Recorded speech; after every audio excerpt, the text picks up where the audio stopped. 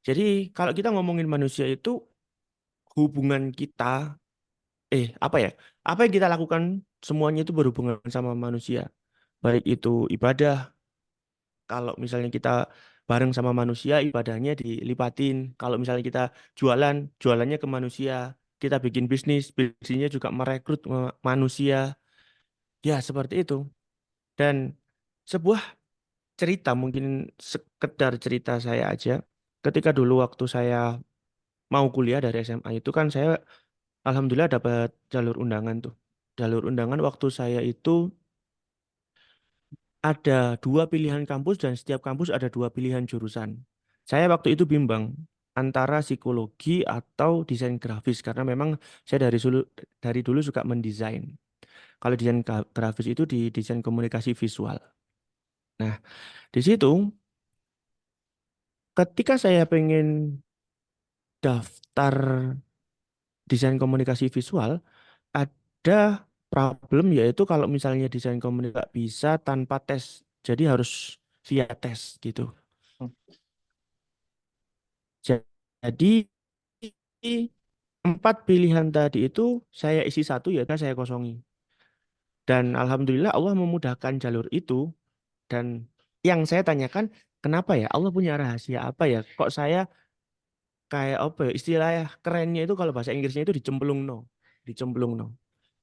ke dunia psikologi.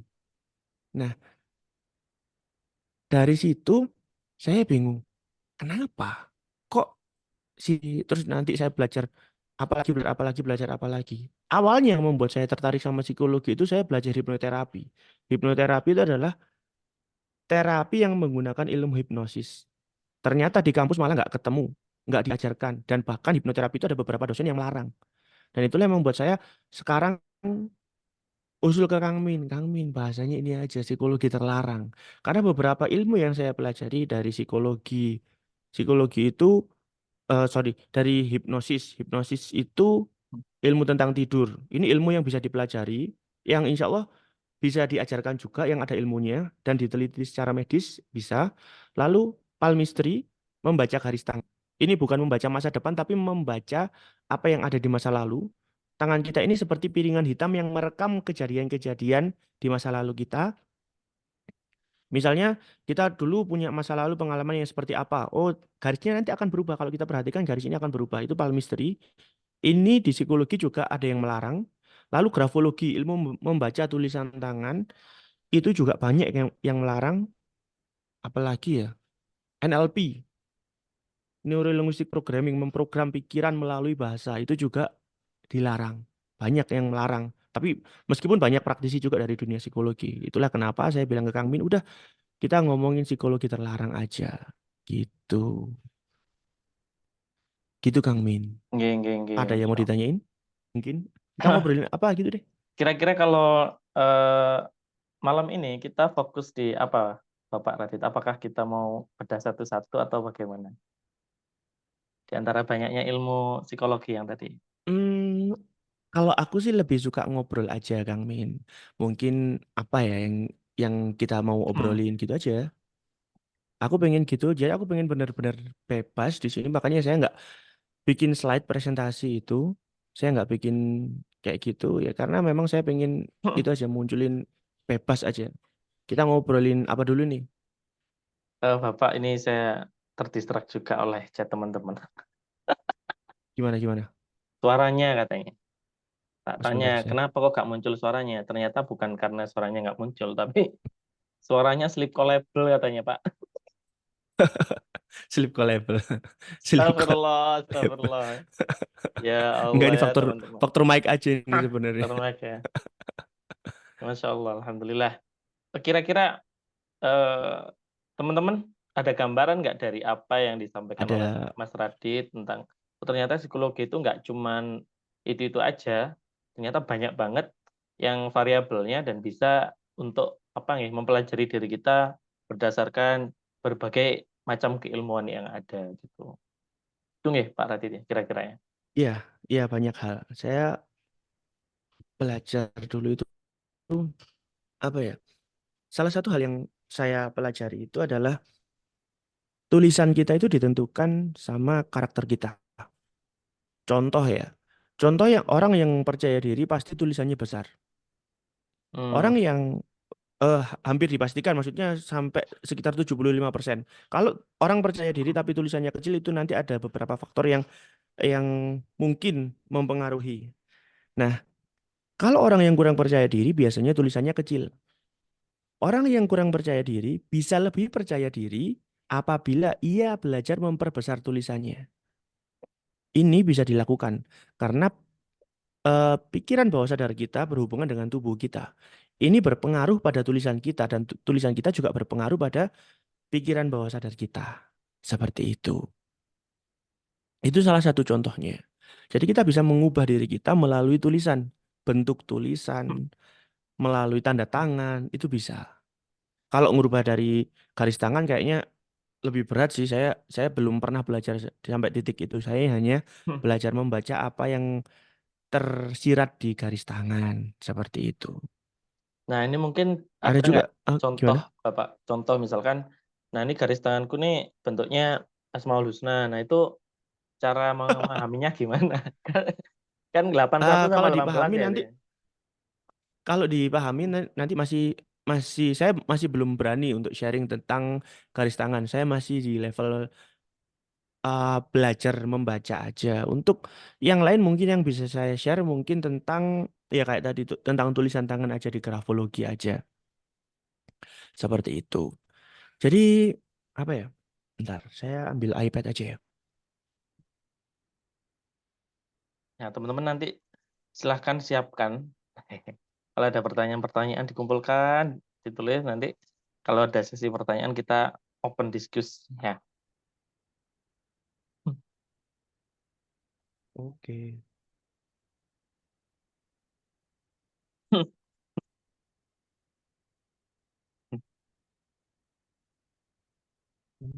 Join.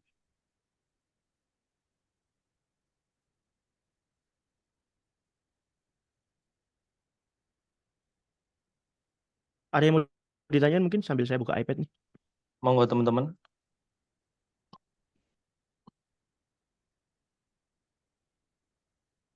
Teman-teman Silakan silakan. kalau yang mau tanya. Oh, itu ada. Bagaimana cara kita kontrol pikiran alam bawah sadar kita supaya lebih baik, lebih percaya diri. Oke. Jadi kalau dalam psikologi itu kita nggak ngomongin baik buruk, kita nggak ngomongin benar salah, karena itu bukan ranah kita. Kita hanya ngomongin sebatas ya ini ada apa ya? Ada kelainan psikologi misalnya seperti itu. Hanya sebatas itu aja, nggak boleh ngomongin baik buruk benar salahnya, karena itu bukan ranah kita. Nah, sebentar.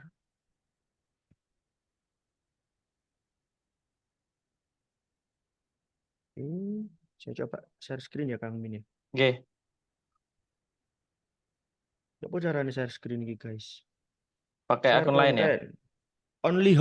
Only host yang bisa Kang Min. Saya minta izin ya. Bentar, bentar. Akunku yang satunya namanya nggak tahu siapa. Oh, nama Raditya Febrian. Bentar, bentar, Pak. Redita Febrian ya. Iya, saya Hmm. jawab satu-satu nih. Kang Min mau nanya. Oke, bentar ya. Kita setting ini dulu bentar. Biar muncul dulu. Soalnya kalau nanti beliau menjelaskan pakai iPad, insya Allah lebih tergambar nanti kita ya. Yang mana sih Mas? Nggak muncul. Jadi izinkan jadi host aja yang Radit. Oh ya ya ya, yang lama itu Tambah ya. co-host. Tambah co-host. Ya itulah. Maklum, Kang Min jarang nge-zoom. Saya Out juga. aja soalnya kita. Biasanya zoom out. Oh ini udah, Iya, udah. sudah ya. Udah tak jadikan Alhamdulillah. co-host semua ya. Dua akun yang jenengan. Silahkan Bapak. Semuanya. Oke. Wow. Screen. Yes, 3, 2, 1. Nah, mantap. Udah terlihat. Good notes. Oke, bismillahirrahmanirrahim.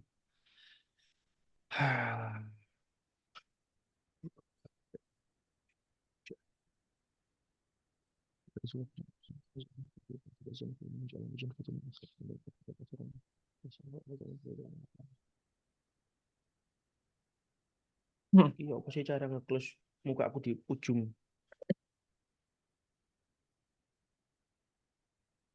Oke, oke. Jadi kalau kita ngomongin tentang kepercayaan diri ya, tadi itu misalnya.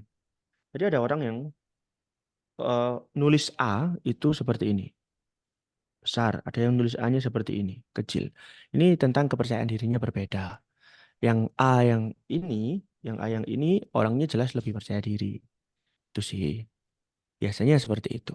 Ntar saya tadi ada baca pertanyaan dulu ya. Oke, pikiran bawah sadar supaya lebih baik. Jadi kalau dalam psikologi kita tidak ngomongin baik buruk, tapi kita apa ya? Ada kalau misalnya kalau dalam psikologi sendiri, nyun sewu LGBT itu nggak dibilang buruk seperti itu kalau di dalam psikologi sendiri. Faktanya seperti itu. Bagaimana tips mengenali diri sendiri? Langkah apa saja? Nah, ini nih menarik nih. Karena dalam psikologi sebaiknya kita memang mengenal diri sendiri dulu. Kayak kita ibarat mau nyetir mobil ya kita harus mengenali mobilnya dulu. Sebelum kita mengenali mobilnya ya jangan harap kita bisa mengendarinya dengan baik. Karena itu sulit. Kita harus ngerti gas di mana, rem di mana, kopling di mana, setirnya di mana. Diri kita juga sama. Diri kita itu perlu dipelajari. Kita udah dikasih hardware nih sama Allah nih, dikasih softwarenya juga nih. Oh, bakatku seperti ini, bakatku seperti ini, bakatku seperti ini. Oh, ternyata aku ada kelebihan di sini. Oh, ternyata aku ada kekurangan di sini. Itu. Bagaimana cara ngenalinya? Kita perlu self talking yang saya pelajari seperti itu. Kita perlu merenung sejenak, menyendiri apa ya yang bisa saya lakukan, apa ya yang selama ini saya lakukan dan saya senang dan ini produktif, apa ya yang nggak bisa saya lakukan. Itu Hmm. salah satu caranya. Meskipun nanti kalau dijabarkan akan sangat panjang sekali untuk mengenali diri seperti itu. Cara mengetahui apakah psikologis kita terganggu atau tidak, seperti merasa seolah kita ini normal, gak normal, sebagaimana umumnya manusia, Hmm. yang lain itu bagaimana? Cara mengetahui sesuatu itu besar atau kecil yaitu dengan pembanding. Kalau kita ada satu pembanding ya, kita akan, oh aku berbeda dari dia. Ketika aku berbeda berarti aku tidak normal nih. Contoh misalnya, kita beli donat, ada donat yang super besar karena pembandingnya adalah donat yang ukurannya sedang. Selama ini kita makan donat ukurannya Dunkin Donat gitu ya. Ketika ada satu donat, satu loyang gitu, ya, itu besar karena pembandingnya adalah Dunkin Donat. Selama ini kita taunya seperti itu. Contoh, apakah besar itu selalu dibilang besar? Belum tentu. Kalau kita punya tumpeng besar, ya tumpeng emang besar. Kalau ada tumpeng yang lain ukurannya ya baru disebut tumpeng mini karena itu tidak normal. Tapi apakah itu baik atau buruk ya terserah kitanya. Kita mau ke arah sana apa enggak. Misalnya nih, ada orang yang di masa hidupnya gini, tahu White bersaudara nggak? Itu yang menemukan pesawat itu. Dia berdua itu dianggap tidak normal. Tapi apakah itu buruk? Belum tentu. Nggak normal, memang nggak normal. Tapi belum tentu itu buruk. Kang Min ini ya nggak normal karena kalau saya tahu di lingkungannya Kang Min, orang seusia Kang Min kerjaannya bantengan. Tapi Kang Min di sini malah ngerumati umat. Masya Allah. Ini nggak normal Oh, ya. kalau di lingkungannya Kang Min. Tapi apakah ini buruk? Enggak. Manfaatnya jauh lebih besar. Meskipun Kang Min ngefans Mama Banteng. Tuh. Oke lanjut ya. Ada yang Pak izin nanya. Saya dipanggil Bapak. Ya nak. Tulisan tangan di awal besar dan rapi, terus semakin banyak tulisannya, makin kecil lalu berantakan. Itu tandanya apa? Apa berarti orang itu tidak konsisten? Nah, kalau kita menilai seseorang dari satu hal, ini nggak bisa. Kayak misalnya ada orang yang alisnya tegas banget. Biasanya orang yang alisnya tegas itu keras. Kalau kita ngomongin alisnya tegas keras, nggak bisa. Jadi kita harus ambil 4 data setidaknya, 4 atau 5 data, baru kita bisa menyimpulkan sesuatu. Seperti itu kayak kayak tadi saya bilang tulisannya besar, kemungkinan dia percaya diri. Tapi ada kok tulisan temanku yang kecil tapi dia sangat percaya diri sekali. Ada tulisan temanku yang besar tapi dia tidak percaya diri. Ada. Karena kita belum melihat data-data yang lain. Seperti itu.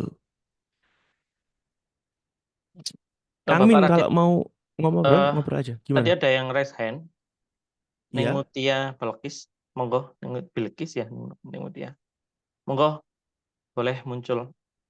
Mana tadi ini? Nggih. Mohon maaf terganggu apa ini speaker musola. Izin bertanya, seberapa besar apa ya?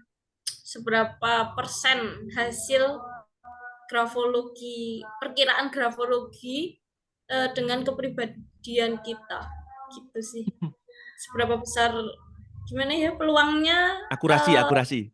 Ya akurasi, ya Allah, maaf. Mm-mm.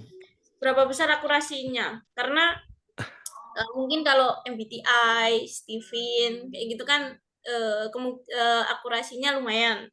Iya. Nah, untuk grafologi dan yang lain disebutkan oleh uh, Mas pemateri tadi itu apakah sama gitu? Pemateri Peluang saya kayak orang serius banget ya pemateri. terus gimana? Gini, gini, gini. Ini pertanyaan menarik nih. Seberapa akurat gitu ya? Kalau saya bilang semua hal ini nggak ada yang benar-benar akurat. Seriusan. Termasuk Stephen, MBTI, DISC, 16PF. Kalau saya lihat Kraepelin, saya belajar alat tes lagi, DAP, terus ya banyak lah alat tes psikologi yang saya pelajari dulu ya. Akurasinya nggak ada yang benar-benar akurat. Jadi itu hanya digunakan untuk mengambil data, kira-kira apa nih yang perlu diperbaiki dari sini gitu aja. Jadi kita kita kan manusia yang diciptakan Allah itu dengan sangat luar biasa. Kita bukan mesin yang ketika oh ini yang bikin rusak kabelnya pedot disambung charge beres. Bukan seperti itu. Kita semua apa ya? Semua hal tadi itu tercipta untuk mempermudah aja. Nggak ada yang benar-benar akurat. Beneran nggak ada yang benar-benar akurat. Ibarat gini, kalau ada yang pernah latihan nembak, kita udah membidik. Tapi kan bidikan kita seakurat apapun bidikan kita masih ada faktor-faktor lain seperti angin. Seperti kalau misalnya pas dibidik yang dibidik ganteng gitu kayak apa ya, Vincenzo atau mungkin siapa sih kalau drakor-drakor itu? Pop, K-pop, Siapa-siapa? Jeno, Jeno, like the jongkok, NCT. jongkok. Kita kita membidik bukan kita sih kalau Anda misalnya membidik cowoknya ganteng pasti ada gemeternya misalnya kayak gitu. Nah, ada banyak faktor yang mempengaruhi akurasi itu. Bahkan faktor kita ketika menilai seperti lagi mood atau enggak mood itu banyak banget. Banyak banget yang mempengaruhi. Kita nggak mood gitu ya, bisa menilai orang, oh tulisannya jelek, ini orang ini pasti jahat. Ya ada dendam gitu. Misalnya kita punya Anda punya pasangan dan pasangan Anda punya mantan. Mantannya minta dinilai ke Anda. Wah, ini pasti ada faktor personal ini nggak bisa benar-benar akurat nih. Makanya di grafologi itu orang yang punya hubungan personal nggak boleh nanganin. Seperti halnya dokter. Kalau setahu saya dokter itu nggak boleh mengoperasi keluarganya kayak gitu. Karena ya baper lah, pasti baper. Namanya orang manusia juga punya baper. Itu Jadi ya, seperti itu. bisa dibilang setiap teori itu benar-benar sebagai apa ya Mas? Kayak rambu-rambu aja gitu mungkin ya. Ya, alat bantu aja. Ya kayak Google Map aja kadang nggak akurat. Apalagi tentang manusia yang sangat dinamis. Kita sekarang semangat kerja, besoknya udah melempem. Cita-cita kecil, waktu kecil kita pengen jadi pilot, jadi dokter. Ketika besar kerjaannya apa ya udah, nggak apa-apa, realistis aja. Ya manusia itu sangat dinamis, nggak bisa dipatenkan, alat ukurnya itu nggak bisa dipatenkan seperti itu. Saya yakinnya seperti itu. Nggih, nggih, nggih. Ada yang nanya, ini manggilnya apa ya? Mas Kang Gus, Pak Om, Manggilnya Radit aja nggak apa-apa. panggilnya Om. Terserah mau manggil gimana. Om. Oke, ada lagi yang pertanyaan nanti yang belum dijawab yang mana lagi? Nah, tulisan di awal rapi, terus semakin banyak tulisannya makin Udah. kecil, lalu berantakan. Udah ya, Mas ya? Belum ya? Bentar, dari atas ini masih sampai pertanyaan. Niki zoom medal-medal terus. Udah dibales ya sinyalnya. Udah. Kang Min mungkin spot pematerinya bisa dipin karena ngaruh banget di kestabilan estetik hasil record. Heu, heu, heu. Heu, heu, heu. Oh. Sudah aman. Ilmunya daging banget tapi sinyal saya astagfirullah. Ini kayaknya belum Daging. deh, Pak, yang itu, Pak. Tulisan tangan di awal besar dan rapi Iya. itu. Belum ya? Semakin banyak tulisannya, Mana sih di makin atas kecil apa lalu bawah sih? berantakan. Kenapa? Yang ini sudah. Mana, mana, mana. Psikologis kita terganggu atau tidak? Oke. Belum ya? Seperti Oke, nggak kestabilan. normal Aku itu. tadi udah bilang itu lihat banyak banyak faktor. Kita perlu melihat banyak banyak hal dari beberapa sudut pandang dulu nih. Nggak bisa karena nggak rapi. Terus habis itu kita langsung ngejudge gitu nggak boleh. Jadi ada caranya juga nggak langsung tulisannya nggak rapi. Oh jahat nih orang, psikopat nih orang nggak bisa lah. Jadi ada beberapa tanda-tanda yang perlu kita baca dulu. Oke. Bang, saya menulis Arab besar, tapi kalau tulisan Latin kecil gimana tuh? Banyak juga orang yang seperti ini, biasanya faktor kepercayaan diri nih. Tapi juga ya seperti tadi, dari satu data ini saya nggak bisa langsung bilang. Bisa jadi Anda lebih percaya diri dengan ilmu Arab Anda. Siapa tahu Anda lebih percaya diri dengan itu, bisa jadi nih ya, kita nggak bisa langsung ngambil kesimpulan, ini langsung seperti ini loh, nggak bisa. Jadi bisa jadi seperti itu. Kalau ketidakpercayaan diri itu bisa dilihat apalagi selain dari tulisan ya, Pak Radit. Huruf A yang membuka, huruf A yang menutup itu bisa. A-nya gak gandeng. Bahasa kerennya itu gak gandeng. Itu bisa. Nutup, muka nutup. Orang yang cerewet, huruf A-nya biasanya nggak nutup, gak ketutup. Coba lihat. Yang merasa cerewet, lihat bukunya. Jangan nulis baru. Lihat bukunya. Lihat tulisannya. Itu gak nutup. Biasanya seperti itu. Yang nutup-nutup biasanya pendiam. Kalau ada masalah dipikir dewe, Hmm. curhatnya ke orang-orang tertentu aja. Tapi kalau misalnya tulisannya buka itu, ya lebih seneng ngobrol sama orang, temennya banyak. Seperti itu. Oke. Itu banyak yang senyum-senyum itu, Pak Radit. Kak, Ini, kalau ini. untuk bisa mengetahui penyebab suatu masalah, sesuatu yang bermasalah dari orang yang tulisannya besar tapi tidak, apa iki? PD, Ketutupan yang min. percaya diri. Tidak Tidak percaya pede. diri. Gimana ya Kak? Mohon pencerahannya.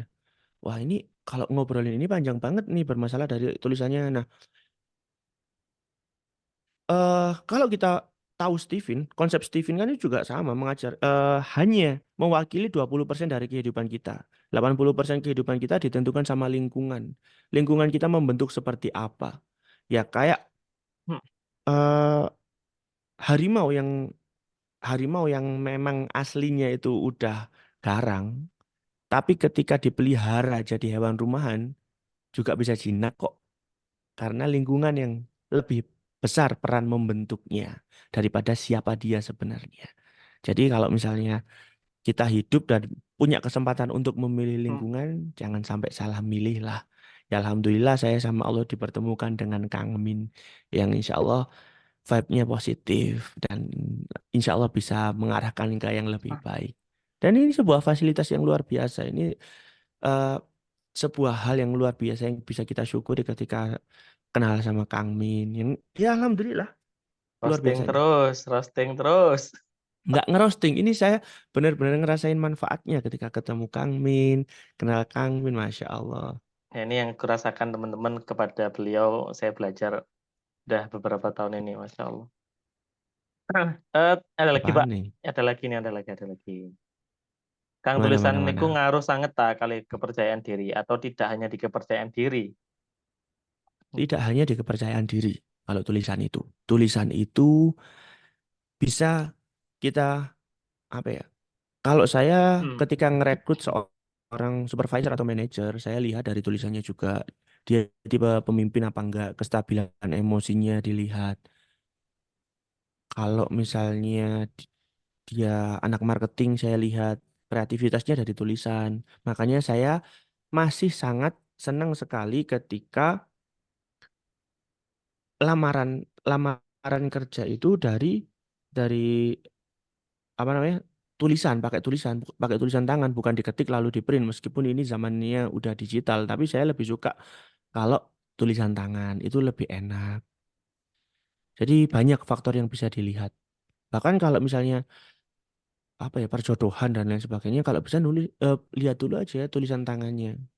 Atau mungkin kalau misalnya eh, kita mau lihat orang karakternya seperti apa CV ya kalau misalnya CV ta'aruf gitu kalau bisa tulis tulis tangan aja. Makanya nanti tapi gimana ya kalau misalnya perlu belajar juga sih hal-hal seperti ini karena kita berhadapan dengan manusia, banyak manusia dan beberapa manusia itu terbaca dari karakter tulisannya. Kalau misalnya tulisannya seperti ini ada kecenderungan Hmm. seperti ini. Bahkan kalau kita belajar lebih dalam psikopat itu tulisannya karakternya hampir sama. Kalau ada yang nonton Drakor Mouse, nonton nggak sih? Kalau dia bisa melihat psikopat dari DNA-nya itu, saya nonton drakor ya ternyata ya Allah. Sama lah. Seperti itu.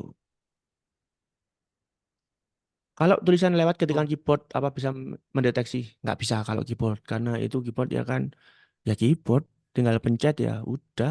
Saya ganti font juga bisa. Tapi kalau dari desain insya Allah saya bisa lah. Karena saya memang dunianya desain.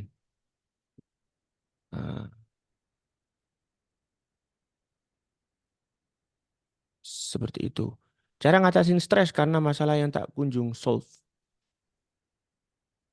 Banyak hal yang bisa kita terapi. Salah satunya eh, seperti itu ya. Jadi banyak hal yang bisa kita lakukan untuk terapi seperti tulisan, ngatur tulisan, dengerin musik. Dengerin musik itu juga bisa untuk terapi kok. Dengerin musik. Habis itu apa lagi ya? Ngaji. Sebentar, sebentar, sebentar. Ya, teman-teman, ternyata banyak yang nggak bisa gabung ya Mas yang di grup ya. Nggak bisa login.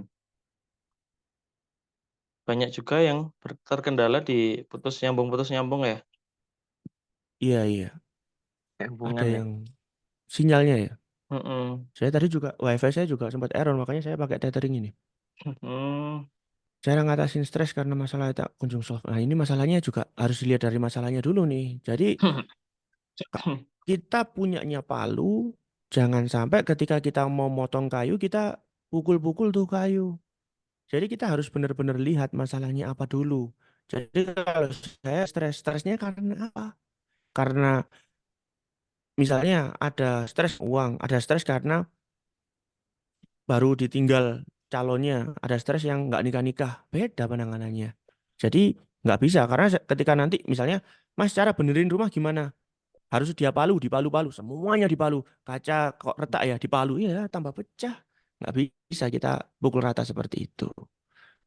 Bahkan kalau guru saya bilang itu kalau zikir itu juga nggak boleh macam-macam. Ya setahu saya sih yang diajarkan ke saya, sama-sama sakit perut juga belum tentu bisa dikasih Milanta. Siapa tahu butuhnya Entrostop. Romak. Milih lingkungan aja kudu mikir apalagi milih pasangan. Iya kan sebelum milih rumah dilihat dulu tetangganya. Katanya gitu ya. Nah, Lingkungan. Ah, itu nanti bisa panjang sebenarnya Pak kalau mau dibahas itu. iya ya, milih pasangan tuh gimana ya? Kak mau tanya, apakah background dari keluarga mempengaruhi kestabilan emosi diri kita? Apapun yang terjadi di masa lalu membentuk diri kita yang sekarang. Baik itu keluarga, teman TK, teman SD, teman SMP, SMA, kuliah, teman kampung. Ya, temannya Kang Min itu kan banyak yang bantengan. Kang Min kalau tidur ngelindurnya, gitu.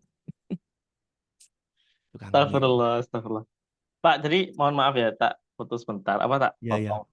iya. Oh, jadi ingat bahwa aku pernah tanya, kenapa kok guru saya ketika cucunya Mm-mm. disekolahkan di sekolahan yang bisa dibilang mahal banget di kalangan Iya, sekolah dasar ya.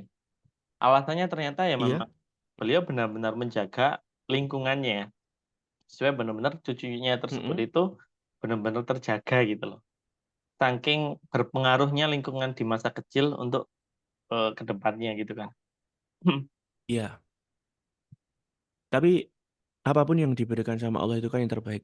Ya Kalau benar. kita difasilitasi untuk berpikir bahwa lingkunganku dulu seperti ini, ya berarti kita masih dikasih kesempatan untuk berubah. Benar-benar. Kalau kita merasa lingkunganku dulu seperti ini, makanya aku seperti ini, kita nyalahin masa lalu. Ya nggak bisa. Kita tahu lingkungan kita dulu buruk karena kita sama Allah dikasih ilmu. Bahwa, sampai kita tahu, oh lingkunganku dulu buruk. Makanya aku seperti ini. Wah, karena aku seperti ini, aku harus memperbaiki diriku ya.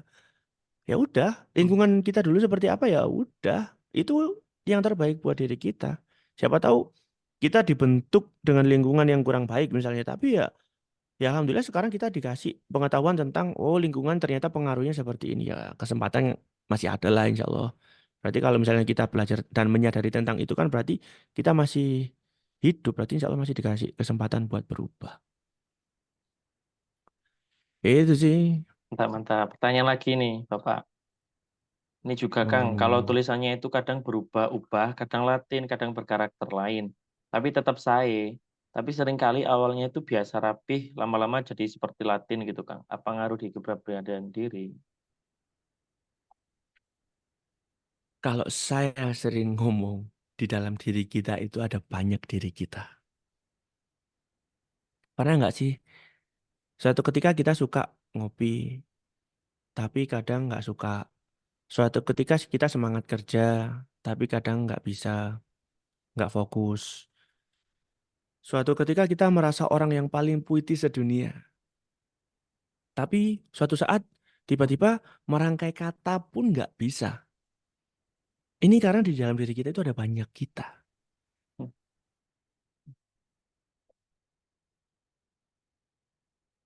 Ada Alat. kerja kantoran yang data-data. Kita buka PowerPoint untuk mode desain. Kita buka Photoshop untuk foto editing. Nah, mode ini kan nggak bisa langsung kita buka bersamaan, toh dalam artian kalau kita kerjanya ya satu-satu, meskipun dalam satu layar kita bisa split screen gitu bisa, pakai double layar juga bisa. Tapi kan kita harus fokusnya satu-satu. Yang mode nanti yang udah nikah, mode istri beda sama mode ibu. Mode istri mungkin bisa nakal ke suami, kalau ke anak kan beda lagi, harus lebih bijaksana, harus lebih wise. Mode berteman juga berbeda. Makanya itu dalam diri kita ini banyak sekali diri kita yang lain. Dan inilah yang membuat tulisan kita juga berbeda. Ketika saya jadi ibu, tulisan saya rapi. Ketika saya jadi istri, tulisan saya nggak rapi. Ketika saya kerja, tulisan saya seperti ini. Itu berbeda. Diri kita modenya beda-beda dan keluarnya, outputnya juga berbeda. Seperti itu. Apalagi ya? Kalau misalnya tulisan itu berubah-ubah idealnya sekitar 1 sampai 2 bulan itu pasti ada perubahan lah. Ada perubahan. Bahkan garis tangan kita juga banyak perubahan sebenarnya kalau kita perhatikan. Seperti itu. Itu Kang Min yang saya Mantap. pelajari ya Lanjut, dari guru lanjut. saya. Mbak Alia, kalau tulisan berbeda-beda sesuai mood gimana? Kadang rapi, kadang berantakan. Bagaimana dari ilmu psikologinya? Sesuai mood nih tulisannya. Ya seperti tadi Sama itu. yang tadi ya. Kalau kita bilang nggak mood, kalau kita bilang aku lagi nggak mood kerja nih, kalau misalnya cewek-cewek sekarang, iya aku lagi nggak mood kerja nih, gitu. Tapi sebenarnya itu modenya sedang berubah, bukan mode kerja. Pernah nggak sih yang udah punya anak nih, yang udah punya anak ngerasain, ih tenang. Tapi sekarang anak cranky dikit udah mau marah aja bawaannya. Karena itu modenya berbeda. Kita mau kerja, kemarin semangat kerja, tapi sekarang bener-bener nggak mood kerja. Sebenarnya kita bukan nggak mood kerja, tapi modenya bukan mode kerja. Contoh nih ya, kita mode belajar di kampus. Oke, pulang dari kampus, malam sleep call, bahasanya anak sekarang sleep call sama sama yang dekat sama kita, sama pasangan atau sama sama suami yang LDR atau sama siapapun itu, bawaannya bad mood. Besok ngampus sudah nggak semangat. Karena apa? Karena pikirannya masih pikiran mode mode pasangan, bukan mode belajar. Itu udah beda. Ya kayak kita mau mendesain foto tapi bukanya Excel. Kita masih sibuk di Excel tapi masukin foto mau didesain seperti apa yang nggak bisa. Makanya kita perlu mengubah mode dulu. Mood yang dibilang mood orang-orang itu ya mode, mode kerja, mode istirahat, mode apa. Ya kayak gitu. Kerasa nggak sih? seperti ini selama ini, diri kita itu ada banyak. Aku sebenarnya ada dua itu beneran. Ada dua, ada tiga, ada empat, ada lima. Beneran seperti itu. Modenya seperti itu.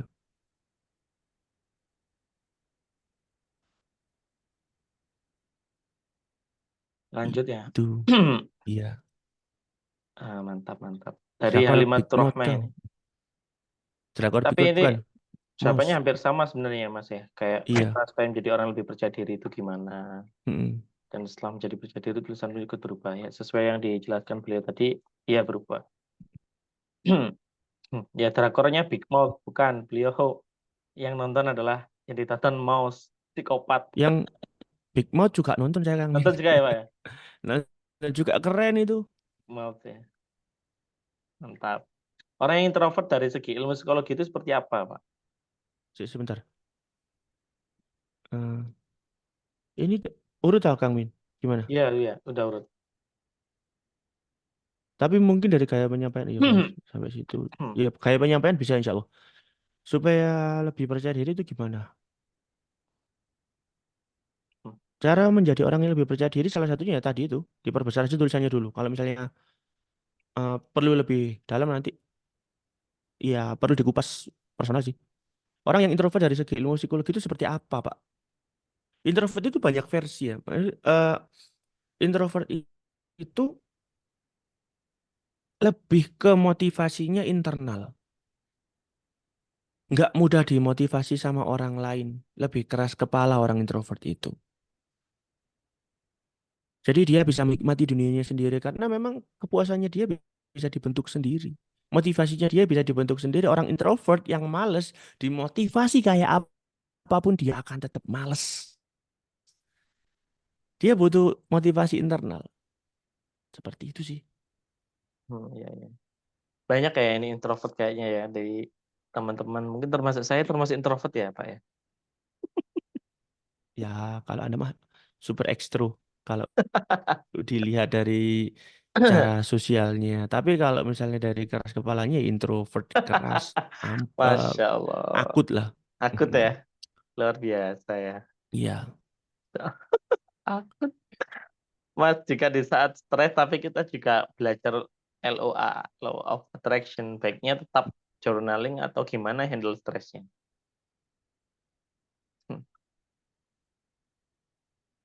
Sekarang saya minta dulu, tanya dulu pemahaman tentang journaling itu apa. Nah ini Ini boleh boleh muncul nggak Ultraman-nya sih dong, nih, Mas? muncul dong.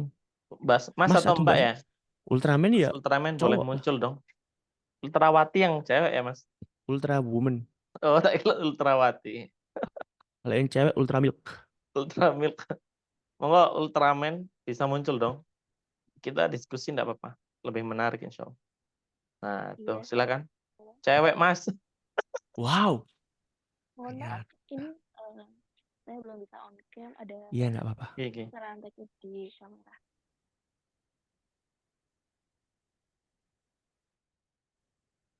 loh hilang. Iya, Iya, nggak bisa on cam. Oh, udah. Yang keras gak apa-apa, Mbak. Mbak Ultra. tapi saya kok kurang, aduh, ultra. Saya bingung manggilnya. Kenapa? Gini, gini. Jadi saya tanya apa ya? Kok lupa sebentar. Law of Attraction. Saya lebih tanya ke pemahaman tentang journaling itu apa. Yang saya pahami soal journaling itu adalah di sini yang saya maksudkan soal menuliskan beberapa semacam Beberapa. sebentar saya cari kata-kata yang tepat.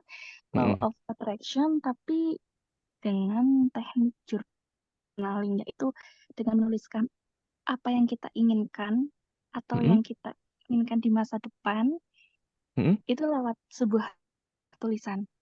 Iya. Nah, kadang kalau kita stres seperti kata masnya kita dalam mode yang nggak mood. Nah, itu kita ngatasi stresnya dulu atau kita tetap lanjut law of attraction tapi dengan energi yang ya mungkin katakanlah masih stres masih aur-auran gitu.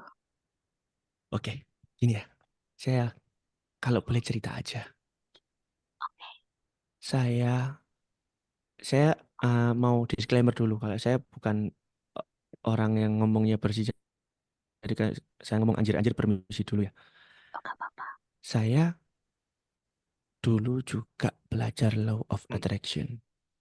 Saya belajar tentang ilmu-ilmu yang bahkan membuat saya mempertanyakan Tuhan. Karena saya percaya law of attraction. Law of attraction adalah ya seperti yang dibilang tadi. Saya merasa dulu saya pernah punya Twitter, second account, fake account yang memang di situ saya pengen belajar bahasa Inggris. Tapi ketika saya bingung mau nulis apa ya, saya nulis capek kerja, saya mau nulis kelelahan-kelelahan saya, tapi bawaannya negatif terus vibes-nya. Nah, beberapa hal yang saya pelajari lebih dekat selama ini ketika saya belajar law of attraction lebih dalam lagi tentang journaling. Journaling seperti yang dilakukan apa ya? Seperti yang dilakukan sama Walt Disney, mungkin nggak dijurnalkan, tapi ada sebuah cerita tentang Walt Disney. Walt Disney itu sangat mengimpikan punya namanya Disneyland. Disneyland itu dibangun dengan imajinasinya beliau, dituangkan desainnya sampai dibangun, tapi proses pembangunan masih berjalan dan Mr. Walt meninggal. Belum sampai selesai nih Disneylandnya. Nah, ketika selesai, yang bangun ini ngomong ke istrinya, kasihan ya Bu, Mr. Walt nggak bisa merasakan ini semua. Tahu nggak apa yang dijawab sama istrinya? Sorry, Anda salah. Suami saya merasakannya setiap malam. Jadi yang dilakukan Mr. Walt itu selama setiap malam itu merasakan seperti dia udah memiliki apa yang dia impi-impikan. Kita journaling seperti itu. Kita journaling menulis apa yang kita inginkan. Kita seperti ini, kita seperti ini. Dengan kalimat syukur. Dengan kalimat yang seakan-akan kita sudah memiliki dan seakan-akan semesta mengabulkan itu semua. Padahal itu udah dijelaskan dalam Islam. Kalau kita bersyukur kita akan ditambah. Nah, salah satu cara mensyukurinya gimana? Kalau kita mensyukuri apa yang tidak kita miliki, bisa jadi itu salah satu prosesnya. Kalau kita udah mengubah mindset kita dari berharap menjadi bersyukur, insya Allah kita akan diberi loh. Kita diberi. Bahkan kalau saya pernah dengar itu, Khalid bin Walid itu berharap syahid di medan perang. Tapi kan Allah memberinya yang lebih baik. Seorang pedang Allah tidak akan dipatahkan selain oleh Allah sendiri. Malah Khalid bin Walid wafatnya diranjang. Itu harapannya. Tapi kalau yang kita berharap, ya Allah, saya pengen mobil ini, saya pengen mobil ini. Kita ubah mindsetnya, ya Allah, alhamdulillah, aku udah diberi ini. Ya Allah, alhamdulillah, aku udah diberi ini. Berubah, insya Allah kita dapetin. Meskipun kita hanya mengubah mindset dari apa yang kita inginkan menjadi apa yang kita syukuri. Meskipun itu belum kita miliki, kita syukuri aja dulu. Dan ketika saya mengetahui itu, saya seakan-akan, anjir, selama ini aku jauh-jauh belajar tentang law of attraction. Ternyata di Islam itu udah diajarkan secara tidak langsung jelasnya. Dan wow, saya dulu sempat mempertanyakan Tuhan itu ada apa enggak. Saya mempertanyakan banyak hal, Dan perlahan semuanya itu sedikit demi sedikit terjawab. Law of attraction udah diajarkan. Beneran. Kalau kita bersyukur kita akan ditambah. Tidak hanya diberi, tidak ditambah loh. Law of attraction itu belajar mengatur mindset kita, bukan hanya menjadi seorang pemohon yang mengimajinasikan, tapi benar-benar menjadi pemohon yang bersyukur atas apa yang kita minta. Minta kalau di Nyun Sewu ya, kalau misalnya saya diajarkan sama guru saya, yang diajarkan itu ya setelah Bismillahirrahmanirrahim, Alhamdulillahirabbil alamin. Setelah itu nanti mintanya. Iya karena butuh, iya karena stain kan masih nanti. Pokoknya kita bersyukur dulu. Kalau kita bersyukur ya udah itu law of attraction. Dan saya setelah mengetahui itu saya gila. Sedalam ini ya Islam yang diantarkan oleh seorang manusia yang dalam waktu 23 tahun aja.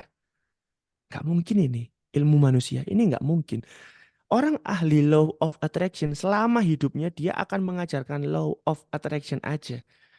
Tapi Rasulullah itu selama 23 tahun aja itu mengajarkan banyak hal yang kalau apa ya mind blowing dan wow, dari kita lahir sampai kita mati itu ada semua. Gila, saya ngomong sampai keringetan gila. Masya Allah. Ya, itu sih yang saya dapatkan ketika saya belajar law of attraction. Ketika saya dulu seakan-akan koneksi dengan semesta yang sebenarnya ya udah, Allah udah. Saya nyuruh saya yang ngomong gini, saya bukan bukan bukan tapi bukan apa, tapi ini benar-benar yang saya alami. Saya sebagai orang yang belajar mentalism, saya yang belajar semua perlu saya logikakan. Bahkan karomah pun saya logikakan. Waktu itu saya logikakan. Sampai dihadapkan dengan beberapa orang yang punya karomah yang saya tidak bisa melogikakan, baru saya cut. Oke, ternyata ada beneran orang yang seperti ini. Karena dulu kerjaan saya datengin dukun juga, membuktikan kebenaran orang-orang sakti itu. Basic saya mentalis pesulap dan saya tahu banyak trik yang bisa digunakan untuk ini, untuk itu, untuk ini, untuk itu. Kenapa dukun-dukun itu sampai ada orang yang dalam antrian membuat efek dukunnya semakin kuat. Cerita, oh ya Bu, saya 2 minggu lalu antar orang ke sini tumor. Alhamdulillah sekarang udah sembuh orangnya. Ya orang-orang seperti itu dipelajari dalam sulap. Itu namanya kalau kita belajar dalam marketing apa Kang Min bahasanya apa ya, testimoni kayak Testimoni. gitu itu. Ya. Ya, soalnya kan itu kan fake testimoni yang orang tanamkan orang di antrian yang membuat cerita fiktif untuk menguatkan efek dukun tadi itu lebih kuat. Itu saya pelajari semuanya. Dan ketika saya belajar lagi tentang, oh cara bersyukur seperti ini loh. Ini kan cara bersyukur yang ada di law of attraction. Bahkan law of attraction itu ada, ilmunya ketemunya setelah Islam lahir udah beberapa tahun kemudian. Dan wow, it's amazing. Saya dikejutkan banyak hal sih tentang itu. Ya journaling aja. Tapi konsepnya tetap syukur. Bersyukur aja. Bersyukur. Alhamdulillah ya Allah, pemasukan saya udah segini. Alhamdulillah ya Allah. Ya udahlah gitu aja terus bersyukur aja. Bersyukur ya. Ah, Mbak Ultra sudah aman?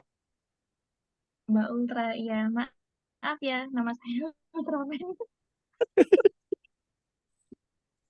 Jadi maaf juga Hmm. harinya panggilnya Ultraman. Oh iya, Pak. Alhamdulillah. Masya Allah ya. Jadi sedikit Allah, aja dari terima hal kasih. seperti itu aja. Saya kan kemarin bilang juga ya ke teman-teman bahwa kita itu nggak cuma akan mempelajari tentang psikologi, tapi entah itu nanti ada hubungannya dengan apa sih yang selama ini kita pelajari di dalam agama Islam ini, apa yang kita pelajari selama ini dalam kisah-kisah yang sudah ada itu saling terkait sebenarnya gitu loh. Nah, alhamdulillah itu salah satu contoh barusan dijelaskan oleh beliau. Lanjut Mas Radit, atau ada yang perlu dijelaskan dulu? lanjut sih. Sampai mana tadi? Sampai law attraction, law of attraction. Sekarang Mbak Keisha. Kesia. Keisha apa Keisha itu? Oh Kesia, Mbak Keisha. Min, gimana solusinya kalau terbentuk dari orang tua dan keluarga kurang baik? Terasa berat sekali menjalaninya. Kurang baiknya itu gimana? Psikopat. Mungkin enggak ya Mas? Apa? Nggak ngerti juga kan Oh, maksudnya gini, kita. mungkin ada gambaran ya Mas. Aku kan ada temen juga nih, mohon maaf. Semoga ini bukan Iya, termasuk hibah ya. Jadi saya iya. punya temen yang deket, temen laki-laki. Ya Alhamdulillah teman Cie. saya ini, jadi teman saya Kalau di bahasa mulai Inggris kan boyfriend loh itu. boyfriend, ya. I have a boyfriend. Bagus. Jadi anaknya bagus, baik banget, insya Allah baik. Cuman mohon maaf karena basicnya dari keluarga yang ya memang bukan di kayak misalkan teman-teman yang hadir ini dari kebanyakan santri, enggak. Dia benar-benar dari keluarga biasa, cuman bahkan orang tuanya mohon maaf, khususnya ayahnya itu di sini terkenal premannya gitu loh, Mas. Di sini terkenal premannya. Bahkan sampai banyak orang itu menilai teman saya kok gak sama ya dengan bapaknya gitu. Nah, itu tuh aku nangkep poin bahwa di keluarga bagaimanapun sebenarnya seorang anak itu juga bisa tidak sama dengan caranya sendiri gitu loh. Dia entah entah dia memilih kesibukan yang bagaimana, entah dia memilih kesibukan yang nggak sama dengan orang tuanya. Misalkan kayak orang tuanya kan punya Kayak term kanan banyak kanan gitu. Nah, mungkin seperti itu. Nah, Mas Radit mungkin ada gambaran pilih tentang itu. jalur berbeda. Ya, Monggo kalau Mas yang Radit. saya pelajari itu, kalau saya yang pelajari itu kita bebas memilih apapun jalan yang kita pilih, tapi kita nggak bebas sama konsekuensi yang ditimbulkan. Kita bebas mau ngebut, tapi kita nggak bebas sama risiko kecelakaan. Kita bebas buang air besar dimanapun, tapi kita nggak bebas dipukulin orang setelahnya. Ya, seperti itulah. Kita terlahir dari Hmm. keluarga yang seperti ini. Kita bisa dibilang kurang baik itu saya masih merasa yang diberikan sama Allah itu ya Allah yang terbaik buat kita. Bisa jadi itu untuk membuat kita lebih baik lagi atau untuk memperkuat kita. Karena ketika seorang pelaut bilang, ya Allah lautan saya ini terlalu keras. Loh, kan ada sebuah quotes yang bilang nggak ada pelaut yang hebat yang terlahir dari lautan yang tenang. Loh, berarti kan selama ini itu memperkuat. Loh mas, kerjaan saya tiap hari angkat batu. Loh, banyak orang rela membayar jutaan rupiah hanya untuk ke gym buat angkat-angkat. Anda bisa angkat batu setiap hari. Itu nikmat loh. Banyak orang yang membayar untuk sebuah masalah. Kita ikut kelas, diberi tugas, pusing. Terus gimana? Ya udah dijalanin. Karena siapa tahu ada sebuah hal indah yang udah disiapkan sama Allah.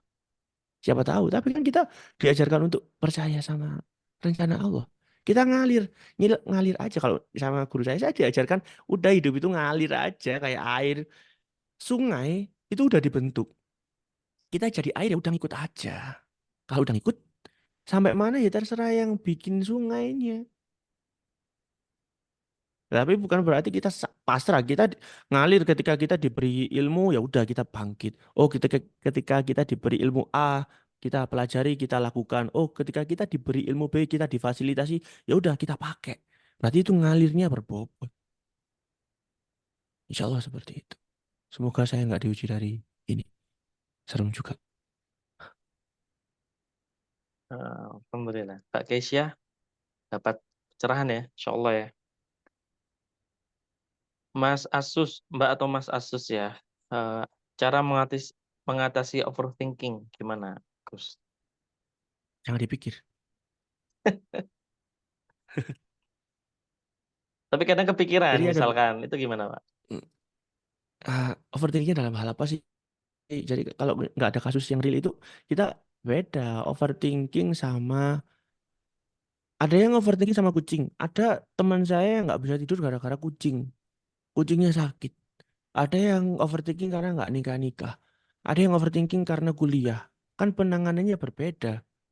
Ya kayak ibarat saya sakit punggung. Kenapa? Oh itu harus dipijat, harus dipijat. Ternyata pas dicek punggungnya kena paku. Nggak bisa dipijat ya harus dicabut pakunya. Ya, overthinkingnya karena apa? Jadi, balik lagi sih Kang Min. Setiap masalah kan harus dilihat dulu, didiagnosa dulu. Dokter kan juga nggak bisa ngasih setiap pusing itu dikasih paracetamol. Siapa tahu kepalanya kemasukan paku. Insya Allah. Bener ya. Jadi kita harus tahu juga overthinkingnya dalam bidang apa, dalam hal apa, supaya kita juga bisa menggali secara lebih dalam ya, Mas ya. Mungkin Iya, nanti insya Allah. just info aja ke teman-teman bahwa ya mungkin info nanti infonya di akhir aja paling ya Mas ya tentang ini ya, Apa? tentang ya misalkan teman-teman nanti itu membutuhkan eh, ibaratnya apa ya Mas, konsultasi lebih dalam ketika ada masalah yang mungkin sifatnya berat banget gitu, yang kira-kira benar-benar butuh pandangan pandangan atau butuh nasihat yang berdasarkan teori yang ada, berdasarkan materi atau pemahaman yang ada, insya Allah bisa dibantu, insya Allah. Enggak lah. Saya nggak konsultasi lah kalau sama saya. Saya bukan konsultan. Bener, serem juga nih. Jadi, saya bukan konsultan. Ya, apa ya? Bukan lah. Bukan konsultan saya. Beliau bukan konsultan Ngobrol tapi aja. Kalau butuh ngobrol ya nggak apa-apa lah. Monggo. butuh ngobrol bisa, misalkan Nggak, apa ya Mas ya, lebih nggak, mendengarkan bisa. nggak. Atau gimana? Nggak semua juga, nggak bisa. Jadi kalau misalnya nanti ada yang mau curhat aja, insya Allah saya denger lah, nggak apa-apa. Tapi aku nggak mau banyak-banyak. Ya kerjaan saya sebenarnya saya desainer, Beliau ini saya bukan Masya Allah. psikolog. Jadi Di, just info aja, FYI kalau menurut bahasa sekarang, beliau itu multitasking sekali ya. Untuk multitasking ya, multitasking, Mas, ya? Apa ya, nggak fokus ya sih nggak kerjaannya, fokus ya, ya nggak multi-multi fokus. lah, luar biasa lah, Insya Allah. Oke, lanjut ya, Mas. Apa ada yang dijelasin lagi? Ya monggo lanjut aja. Zulfa, to everyone. Tapi pergantian mode itu normal nggak sih, Mas? Soalnya buat aku yang lumayan gampang berubah mode itu, kadang cukup terganggu. Terus ada cara ngatasinya enggak? Ya itu. Jadi kalau misalnya kita tahu mode ya, kalau kita perhatiin mode kita itu, setiap mode kita itu punya makanan khas sendiri. Jadi kita bisa, insya Allah kita bisa mendeteksi nih. Oh, ketika aku mode kerja nih, aku suka makannya makan steak atau mungkin suka minumnya minum kopi. Ketika aku mode di rumah, aku nggak suka minum kopi. Jadi kita bisa men-trigger aja. Kita bisa men-trigger, oh aku sekarang butuh mode kerja. Gimana ya caranya? Oh aku minum kopi. Kayak saya ketika mode speaking di depan, saya harus pakai celana, saya harus pakai sepatu, sebisa mungkin seperti itulah ya. Cukup rapi. Tapi kayak saya di rumah kadang pakai sarung. Ketika mau sharing berdiri gitu, kalau bisa saya ganti dulu baru pakai celana karena mode speaking saya itu seperti itu. Mode speaking saya pakai pakai celana, jangan pakai sarung karena mode sarung itu mode santai banget Benar, benar, benar. tuh. Jadi kita ada hubungan antara mode kita sama yang kita lakukan. Ya, kalau misalnya kita butuh aktifkan mode itu ya, lakukan yang biasa dilakukan sama mode yang itu tadi. Itu saran saran Ya, paling sederhana sih insya Allah. Insya Allah. Lanjut, Oke, lanjut. Mbak Atika Sokma. Ini kayaknya panjang nih pertanyaannya nih. Permisi, mohon pendapatnya. Ketika kita belajar ilmu psikologi, tentunya akan semakin banyak pengetahuan terkait faktor seseorang dalam berperilaku, salah satunya emosional dan lain-lain. Nah, di saat kita menghadapi seseorang yang seperti itu, wajarkah dengan sikap kita yang terkadang capek atau bahkan menghindar karena dirasa toksik? Atau baiknya kita terutama yang belajar psikologi harusnya bisa memahami dan merangkul ke arah yang lebih baik. Kalau mau merangkul tiba-tiba mode berotnya muncul. Berot ya, akhirnya itu gimana? Kalau kita belajar psikologi, kita perlu belajar untuk tidak menilai orang, baik atau buruk.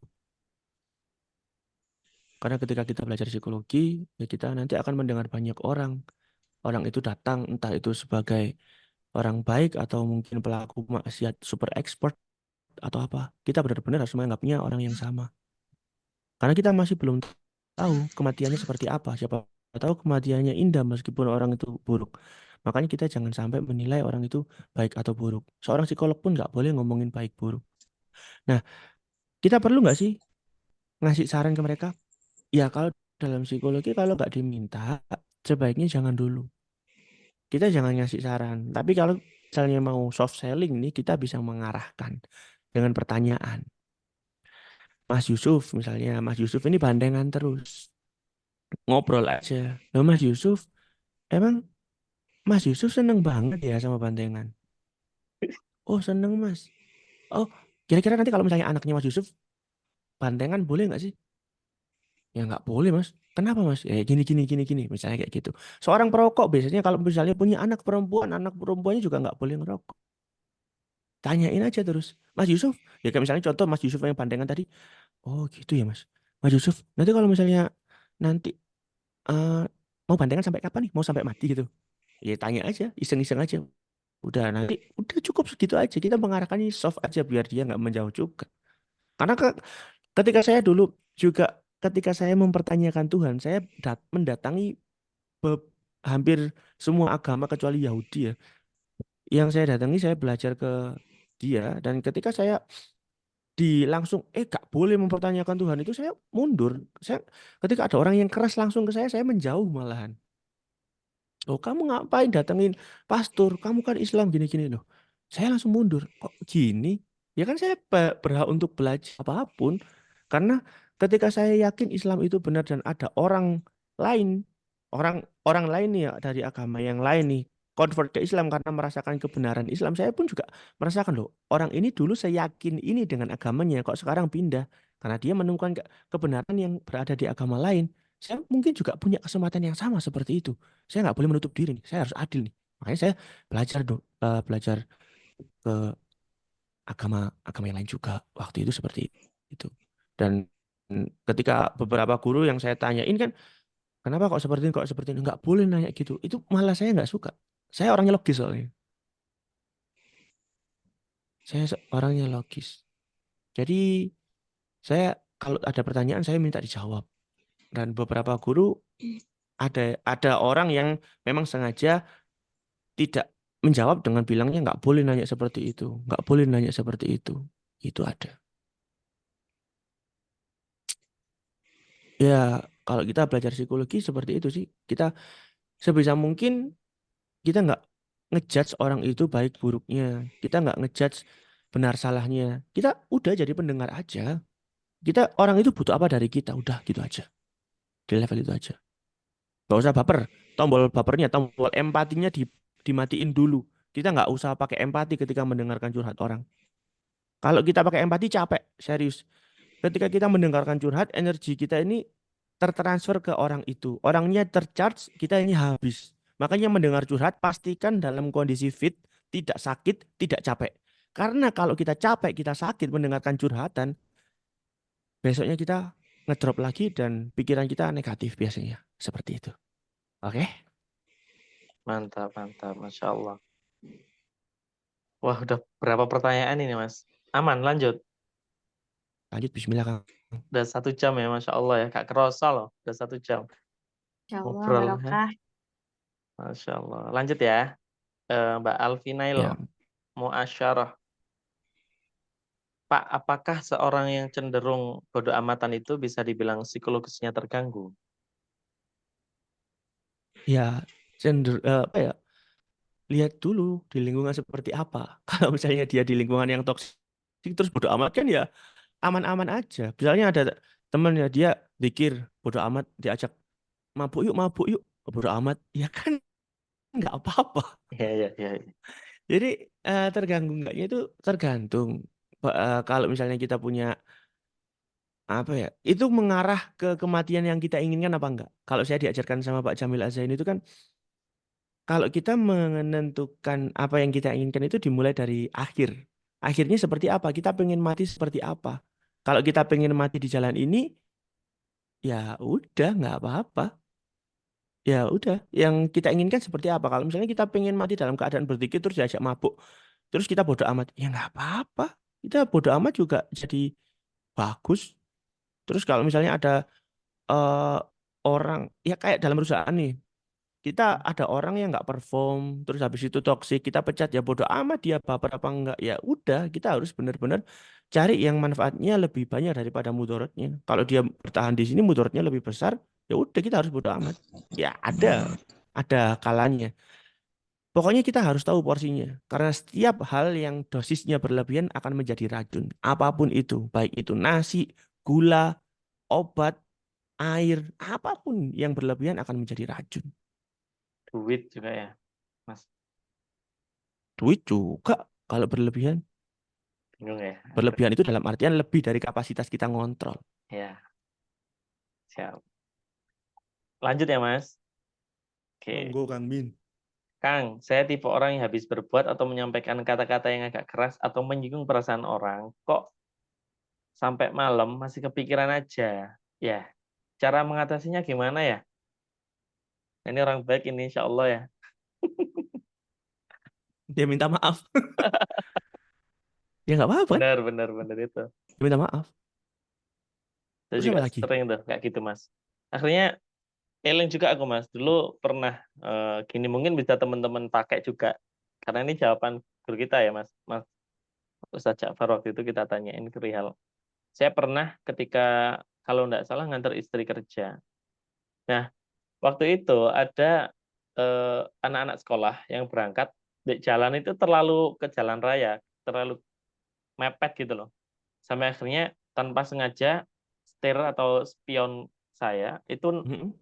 nyerempet DE, tapi nggak Oke. sampai tiba, cuma nyerempet aja sampai sampai akhirnya gitu, karena waktunya nggak nutut. Kalau misalkan aku harus putar balik dan minta maaf, ngejar waktu, akhirnya tak teruskan ngantar istri dulu, dan rencananya baliknya mau minta maaf kan. Tapi ternyata nggak ada nih orangnya ternyata.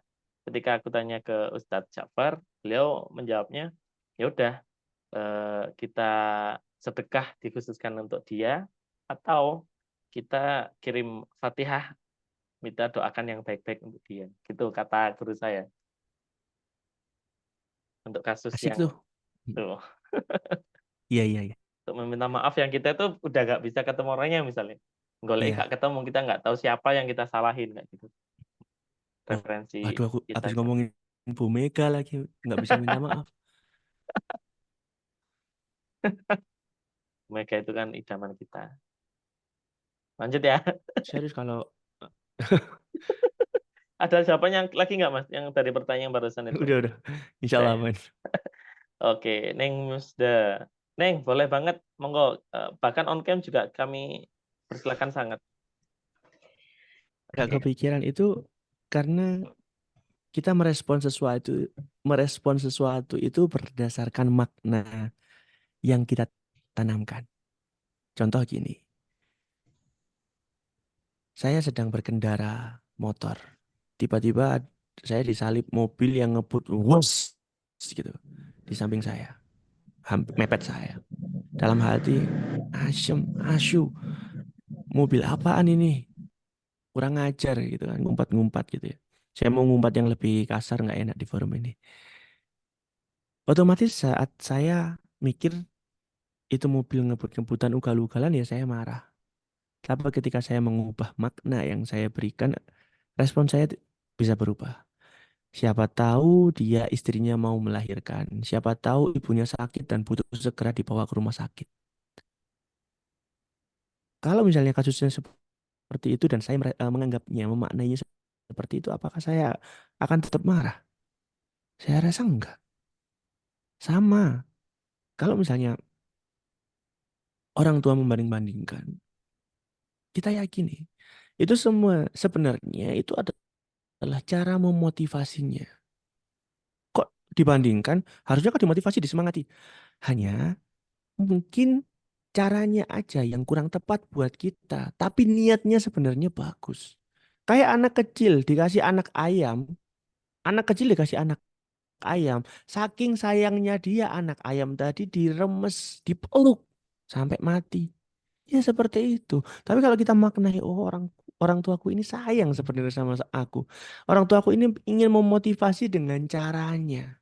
Kalau kita ubah maknanya seperti itu dan kita pahami sebenarnya apa yang terjadi, insya Allah kita nggak se-overthinking itu kok. Ya memang butuh proses untuk memaknai itu. Tapi kalau kita diberi sama Allah, kalau dalam NLP namanya reframing, kita mengubah sudut pandang. Mengubah sudut pandang itu dalam artian ya kita benar-benar mengubah makna yang akan kita terima. Kayak apa ya? Kayak misalnya saya lihat HP ini, saya melihat layar, Anda melihat kamera. Bener nggak?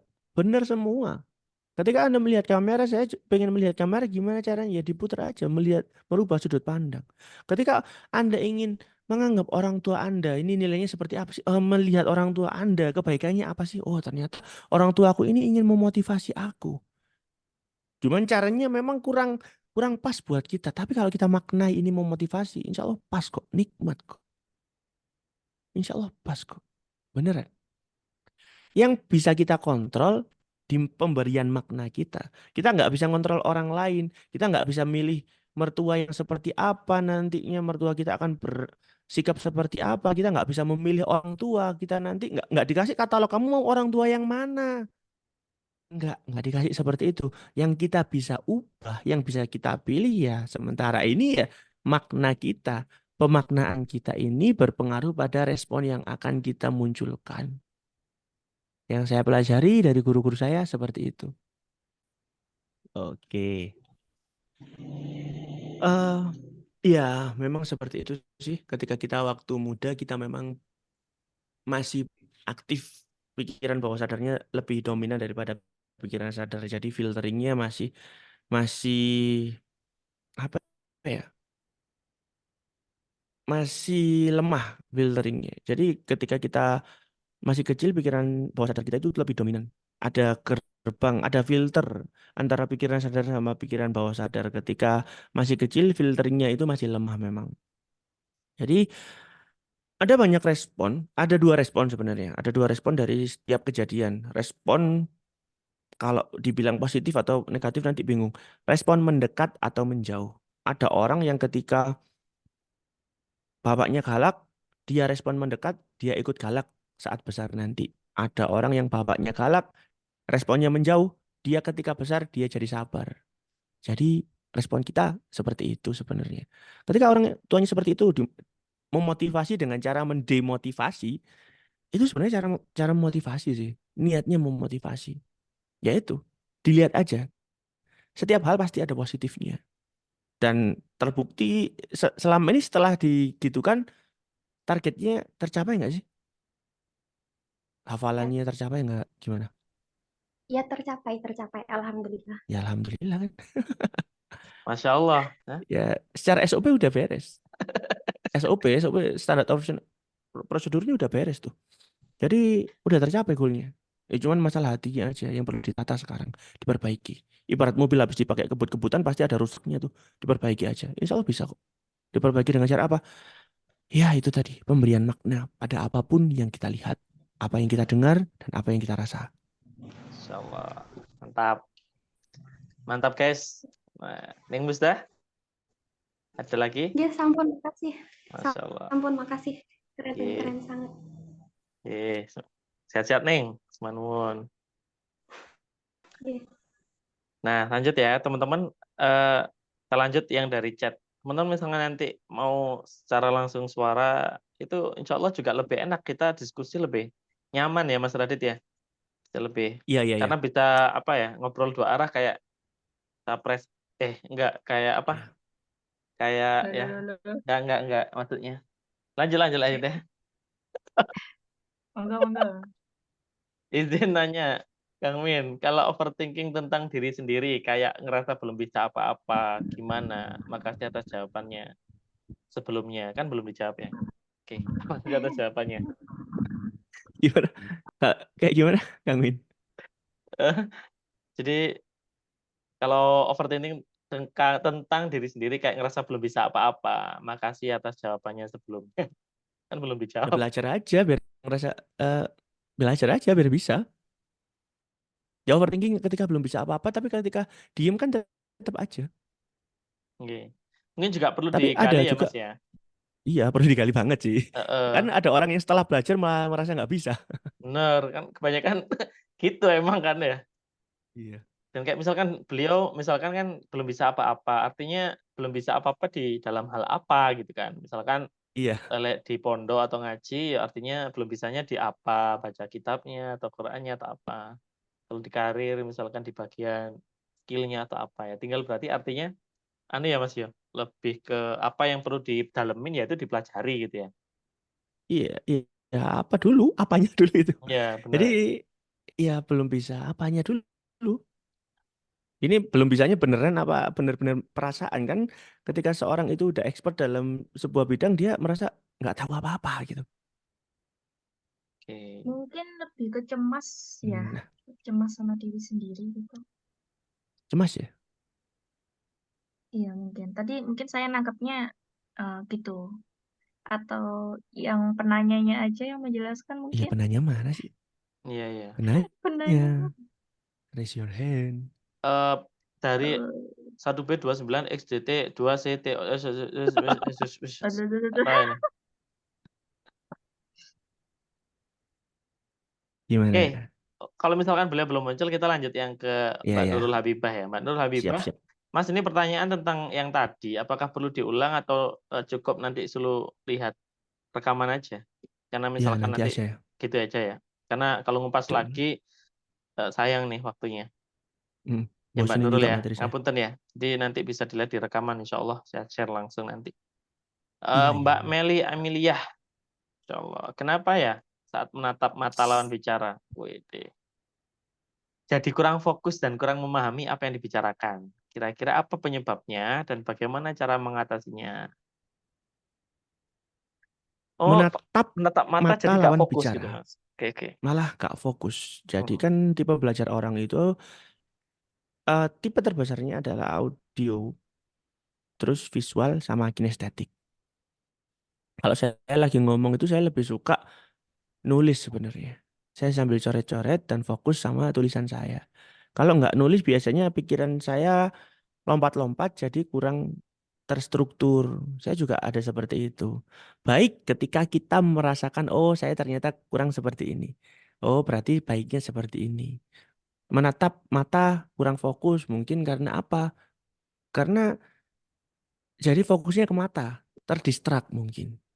Coba natapnya di kening atau di hidungnya, ya nggak apa-apa. Ada memang orang yang seperti itu. Kalau saya fokus saya ke distrak ketika ada suara. Misalnya beberapa waktu ini ada tamu kan sekarang. Jadi ketika ada tamu bawa anak kecil, anaknya berisik, saya sempet ke distrak juga. Saya jadi harus perlu nenangin diri fokus gitu. Jadi kenapa saya pakai ini karena meredam suara dari luar. Ya itu kita harus ngerti kelebihan sama kekurangan kita sehingga kita ngerti ketika seperti ini harus seperti apa, ketika seperti ini harus seperti apa. Ya nggak, kita nggak bisa expert dalam segala medan kayak mobil sedan dibawa di bebatuan kan juga nggak bisa. Ya seperti itu kita harus ngerti aja.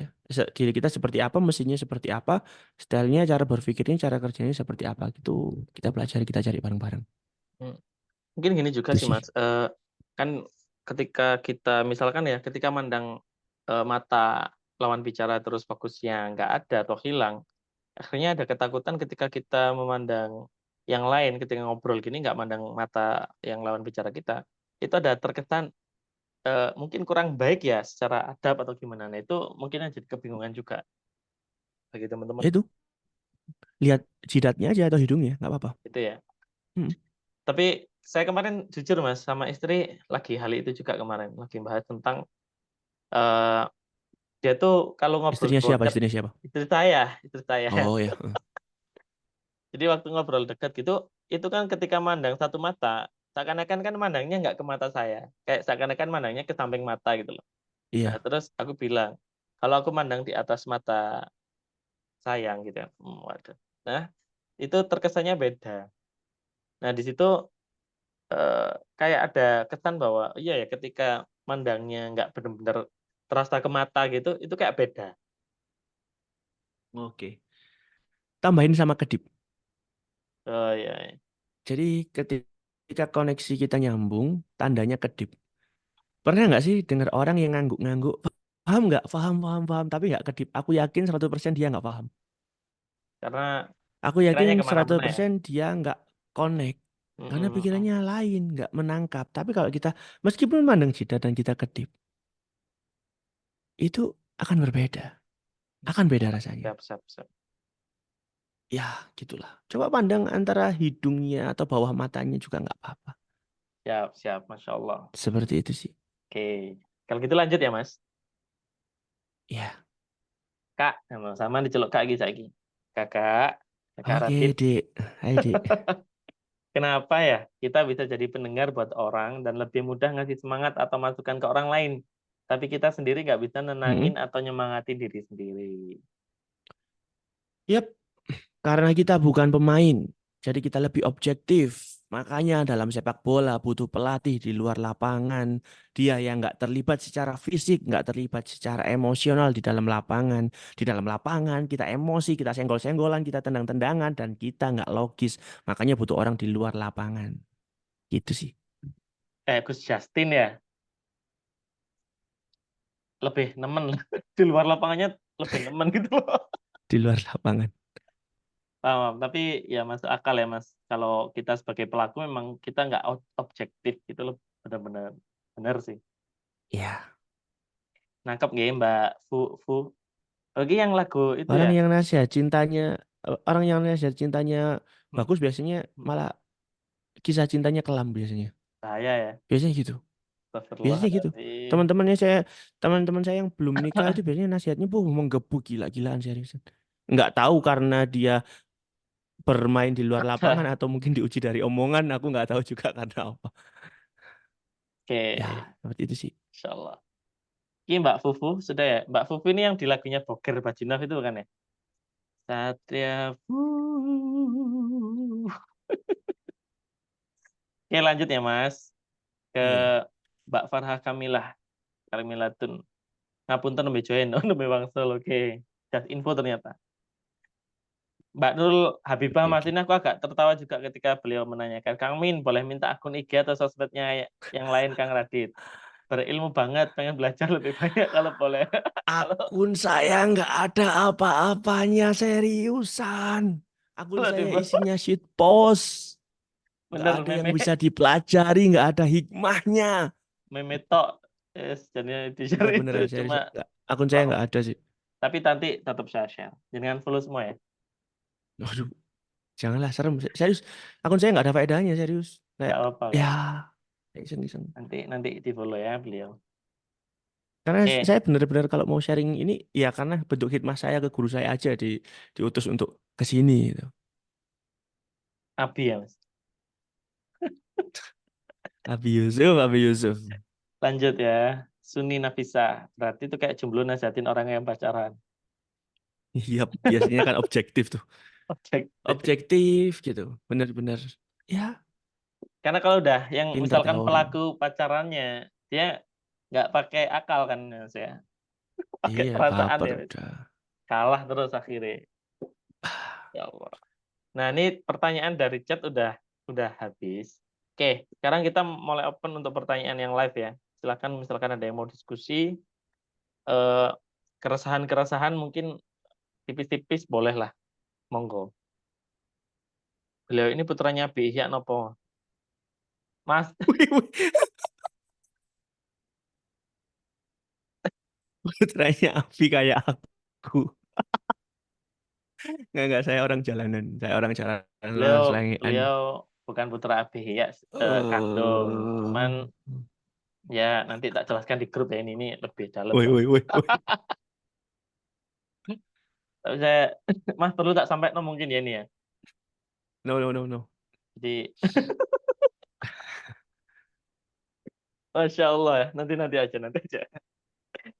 Oke, Mas, Nanti aja kau usah ngomong apa, boys. Woi. Mas, sharing cara melihat karakter dari fotonya dong, Kak. Nggak Dari bisa. foto.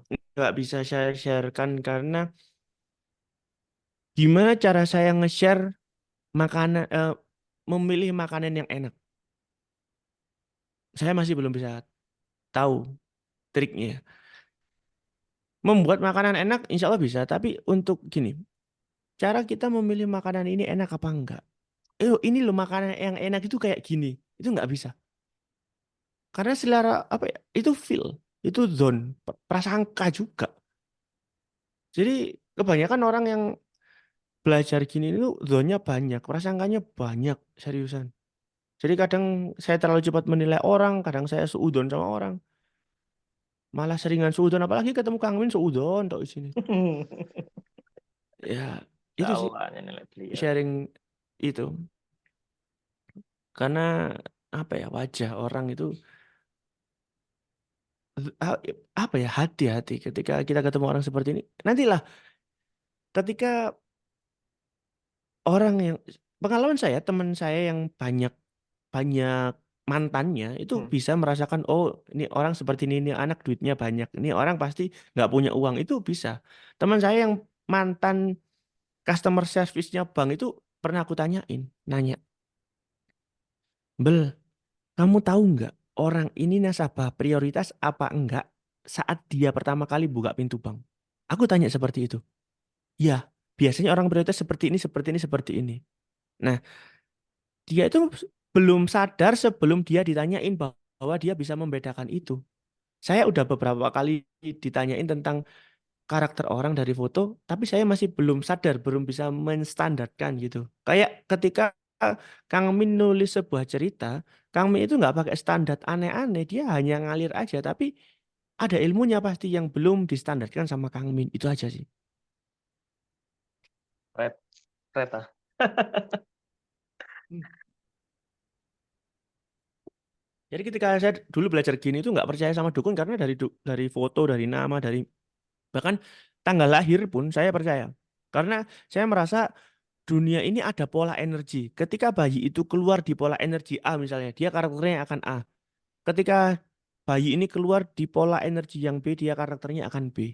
Bukan untuk meramal masa depan, tapi untuk melihat karakternya dia seperti apa, biar bisa dibuat seperti apa, biar bisa dioptimalkan di mananya. Karena saya percaya Allah itu ngasih kita tanda-tanda seperti motor sein kanan ketika mau belok kanan. Seperti motor ketika mau belok kiri ya sein kiri. Allah udah ngasih tanda-tanda ketika orang ini seperti ini, tandanya seperti ini. Itu tugas kita belajar bacanya. Dari mana? Dari data yang kita kumpulkan. Biar apa? Ya biar kita insya Allah harapannya tidak mudah di dibohongi sama orang. Ketika kita bergaul sama orang itu biar bisa filtering dulu. Oh ini orang kayaknya nggak baik deh. Kita menjauh aja. Oh ini orang kayaknya baik, kita mendekat aja. Oh ini orang duitnya banyak, kita deketin aja. Oh, ini orang om-om kaya, istrinya mau meninggal, deketin aja. Ya seperti itulah. Saya merasa seperti itu sih. Ada tanda-tandanya. Kayak ya. Ya, ini ada pertanyaan Mas. Kang, gimana ngadepin orang yang kita ngomongnya satu, dia jawabnya 10. Orangnya emosian, susah ditenangin. Insya Allah ya, Ngomongnya satu, jawabnya jawabnya 10. 10. Ketika orang emosi, kalau kata guru saya, dia berada di titik kecerdasan yang paling rendah. Kalau memang itu pasangan yang perlu diperbaiki ya diomongkan. Diomongkan tapi jangan ketika pas emosi ya Allah. Bismillah. eh Ketika dia emosinya netral, kita ajak ngobrol. Tapi jangan waktu pas dia nyerocos, gitu aja. Tapi kalau dia bukan pasangan yang nggak perlu diperbaiki ya jangan ngomong sama dia. Iya, iya. Kalau emang itu kita nggak siap menghadapi itu. Ada kok orang yang seperti itu ya. Kalau saya kadang nggak bisa nyelah, ya nanti oke untuk ketemu dia mungkin dibatasin. Ya nggak apa-apa. Gimana? Seperti itu. Lebih baik menghindari ya Mas, misalkan dia memang bukan pasangan kita atau orang yang penting di hidup kita mungkin gitu ya. Ya, ya. Oke, lanjut dari Mas Eko Hadi Salamun.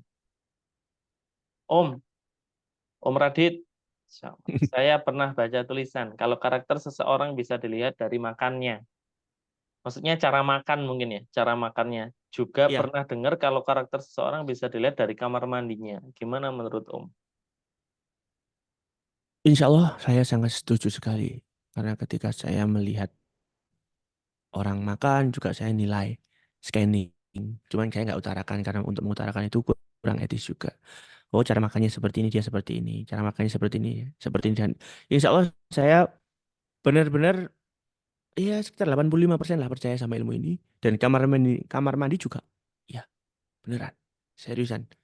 Saya ketika melihat supervisor gitu ya. Saya ketika udah ngangkat dia jadi supervisor di kantor. Atau mungkin tim yang memang dia ngambil keputusan mimpin orang lain. Insya Allah saya datangi rumahnya dan saya datang ke kamar mandinya. Saya cek di sana.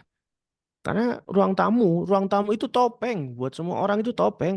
Ruang tamu dibagus-bagusin, tapi kamar mandi, kalau kalau misalnya orang itu nyiapin kamar mandi buat tamu ya masih bisa dibagusin ya. Tapi kalau kamar mandi personal nggak bisa. Orang pasti insya Allah kelihatan dari situ. Bisa nggak dibaca? Bisa. Tapi apakah perlu kita omongkan? Nggak. Ya udah, buat diri kita sendiri aja. Seperti itu. Masya Allah. Saya percaya. Tapi misalkan selain percaya, apakah ada indikasi-indikasi ya Mas? Kayak misalkan kayak makannya gini, orangnya gini, atau bisa nggak Ya, disampaikan hal itu? ada.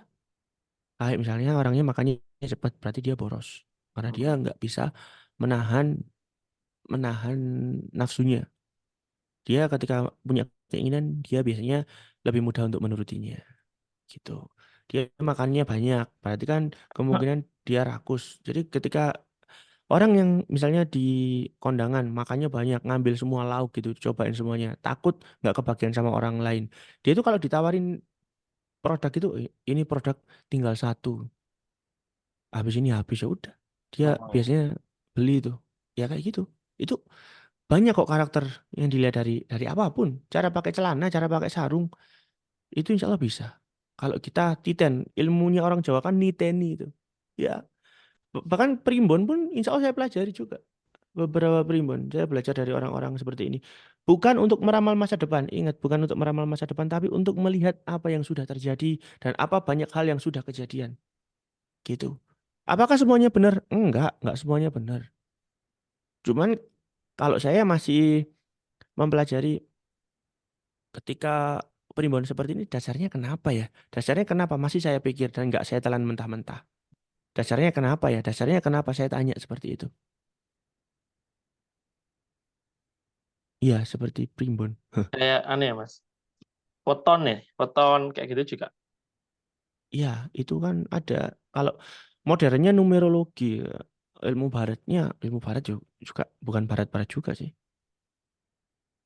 Bukan barat Ilmu juga. barat itu ilmu Arab ya, di barat kan. Oke, Masya Allah. Ada lagi nggak, Mas? Yang tadi Mas Eko udah cukup cukup menjawab. Ada lagi pertanyaan yang lain? Silakan, silakan.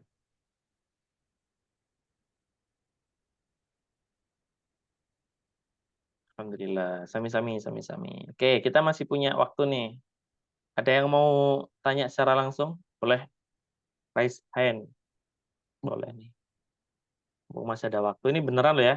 Materi ini benar-benar menurutku lah ayo dimanfaatkan. Karena ini tentang mempelajari tentang diri kita sih.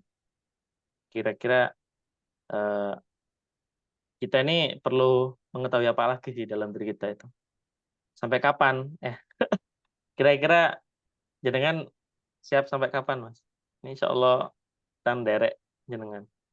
Yo jangan, yo Kang Min yang batasin waktunya. Oke, jam 9 ya, 15 menit lagi. Oke, lanjut ya. Kalau yang makannya lambat itu bagaimana, Kak? Saya pernah dengar orang kalau makanannya lambat itu orangnya juga lemot dalam bekerja atau melakukan sesuatu. Eh, ada yang seperti itu, tapi kan ya, yang seperti yang saya bilang tadi, satu data itu tidak cukup untuk memutuskan sesuatu. Orang yang makannya lambat, salah satunya seperti itu, tapi orang yang makannya lambat ada juga yang menikmati proses. Jadi kita perlu, kalau saya makanya di psikologi terlarang itu saya sebenarnya mengkombinasikan antara lihat wajahnya, lihat garis tangannya, lihat tulisan tangannya, lihat tanggal lahirnya, lihat fotonya itu saya kombinasikan, saya ambil data dari situ yang paling besar datanya yang saya ambil, yang paling banyak kesamaan. Oh, kemungkinan orang ini seperti ini, gitu. Saya biasanya seperti itu. Siap, siap, mantap.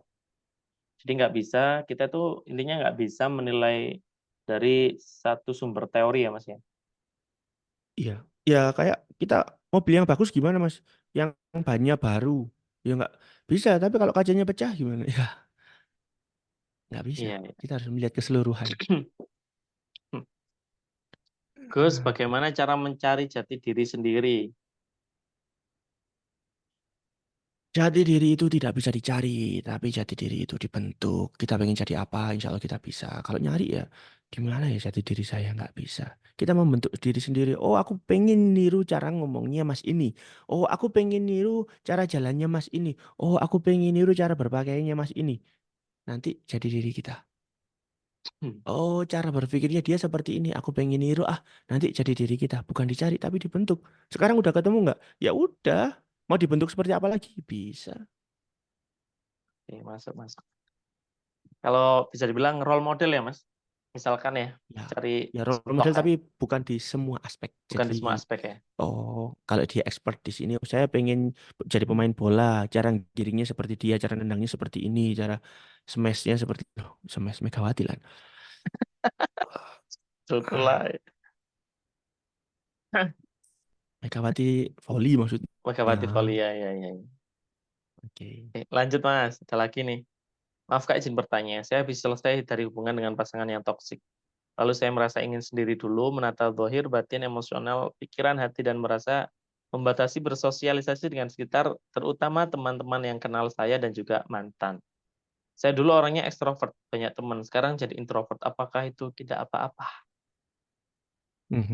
Kalau selama itu menuju kebaikan, ya nggak apa-apa. Tapi kenapa harus dibatasin? Kalau dia nggak toksik, ya kenapa harus dihindarin? Kalau dia bisa bawa vibes positif, kenapa harus dijauhi misalnya kayak seperti itu? Karena teman kita yang punya vibes positif itu menular ke kita. Siapa tahu dari situ kebentuk. Banyak loh orang yang ketika pacaran sama orang yang salah diingetin sama temennya, kamu ngapain sih pacaran sama dia? Dia tuh kayak gini gini gini gini gini. Ah, kamu nggak tahu orang lagi jatuh cinta, Pak. Orang yang jatuh cinta dinasehatin, gak logis. Padahal temannya tadi itu benar-benar dia melihat karakter cowoknya misalnya, cowoknya itu kurang ajar, bangsat, bajingan gitu ya. Tapi yang lagi jatuh cinta udah nggak melihat itu semua. Mm-mm. Orang yang sedang jatuh cinta, filter kepikiran bawah sadarnya itu bisa rusak. Karena filter ya, yang memisahkan antara pikiran sadar dan pikiran bawah sadar itu ada tiga. Logika, etika, sama emosi. Oke, emosi dimainkan karena cinta, etika dilanggar. Dan ketika udah merasa cinta mati, seolah-olah cinta itu nggak butuh yang namanya logika. Padahal kalau kita ngomongin cinta, cinta itu nggak ditemukan, cinta itu dibentuk. Dibentuk seperti sebuah bangunan. Bukan ditemukan. Ya kalau ditemukan ya seolah-olah kita cinta pada pandangan pertama gitu, kayak cinta itu nemu gitu ya. Semudah itukah cinta? Kayaknya enggak deh. Ya, makanya Cinta itu dibentuk ya, Mas? saya percaya itu sih yang saya percayai. Insya Allah. Kenapa saya cinta sama misalnya kita bisa cinta sama Rasulullah karena apa? Lahir cinta Rasul? Belum tentu. Karena kita belajar membentuk, belajar sirohnya, belajar perjalanan hidupnya, belajar nilai-nilai yang dimiliki sama Rasulullah. Makanya kita cinta. Kalau nggak seperti itu, cintailah nabimu loh. Gimana caranya? Kita aja nggak tahu kisahnya. Kita aja nggak tahu jalan hidupnya. Kita nggak tahu selama ini Rasulullah seperti apa mikirin umatnya. Gimana kita bisa. Jadi kan kita bisa memilih untuk mencintai siapapun sebenarnya. Nggih, benar ya, Mas. Dibentuk oleh kisah juga ya, Mas ya. Oleh kisah dari orang lain, oleh keadaan. Benar, benar. Makanya, ya, ya kenapa Islam itu sirohnya kuat banget? Karena di agama lain sirohnya nggak sekuat itu, sejarahnya nggak sekuat itu. Makanya luar biasa banget loh. Insya Allah ya.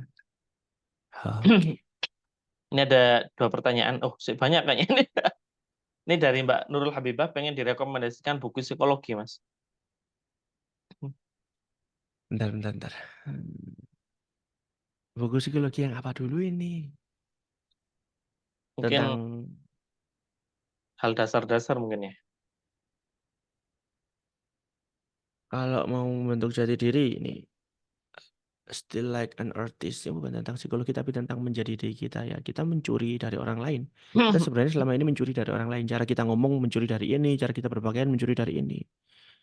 Still like an artist. Apalagi ya? Buku saya yang sedang saya pelajari tentang branding sama public speaking. Apalagi ya buku ya? Tentang apa dulu deh? Nggak bisa kalau misalnya hanya psikologi gitu. Psikologinya yang mana gitu. Hmm. Oke, nanti nanti berarti ya. Jadi nanti Mm-mm. insya Allah lebih detail lagi perihal perihal rekomendasi. Iya. Oke, lanjut. Apa Ini yang agak Anda panjang cari soalnya, tidak Mas. akan Anda temukan di Instagram saya. Iya, ya. Silakan. Ini panjang ini kayaknya nih. Mbak Halimatur Rahmah kira-kira enggak mau langsung aja dengan pertanyaan yang agak panjang ini supaya Mm. lebih enak dipahami. Mbak Halimatur, oke, tak bacakan ya. Sanes Ya. buka aib, tapi kalau dari latar belakang keluarga yang kurang saya. Contoh om-om kulo kata sing pemabuk. Sekarang pun banyak yang membuat saya trauma akan banyak hal. Dan kulo jadi orang yang mudah tersulut emosi. Saya mencoba banyak hal untuk merubah diri saya sendiri. Dan berpikir itu semua yang membuat saya kuat sampai saat ini. Kulo mohon saran supaya bisa lebih pintar mengontrol emosi diri. Maaf Kang Min, terlalu panjang. Oke. Jadi pertanyaannya, Saran saya belum minta menemukan. saran supaya lebih bisa mengontrol emosi aja dari keadaan yang bisa dibilang apa ya, bukan toksik ya, lebih ke keluarga yang kayak misalkan suka pemabuk kayak gitu, om-om yang Oh, masih suka mau saran. pemabuk Kalau gitu. saran saya juga nggak berani saran sih. Supaya bisa lebih pintar mengontrol emosi. Sebenarnya kalau kita ngomongin bisa sesuatu itu ya latihan. Saran dong biar saya bisa nyetir mobil. Coba aja dulu latihan. Sehari belum bisa, 2 hari belum bisa. Ya sama. Kayak belajar memanah. Belajar udah ya nggak mungkin memanah flip bottle challenge lah. Balik botol ini biar bisa berdiri lagi. Latihan. Kalau nggak latihan ya nggak bisa. Kita prakteknya udah tahu, kontrol emosi tahu. Sabar, paling ya tarik nafas. Tapi kalau nggak latihan ya nggak bisa. Jadi sebenarnya kalau saya nggak berani saran, tapi untuk mengontrol emosi ya satu-satunya cara latihan. Kita kalau misalnya ngomongin sabar nggak bisa, sabar itu nggak bisa divisualkan, nggak bisa dirasakan. Yang paling bisa paling tarik nafas, atur nafas, itu dulu. Jadi pikiran dan badan kita ini satu sistem dan saling mempengaruhi satu sama lain.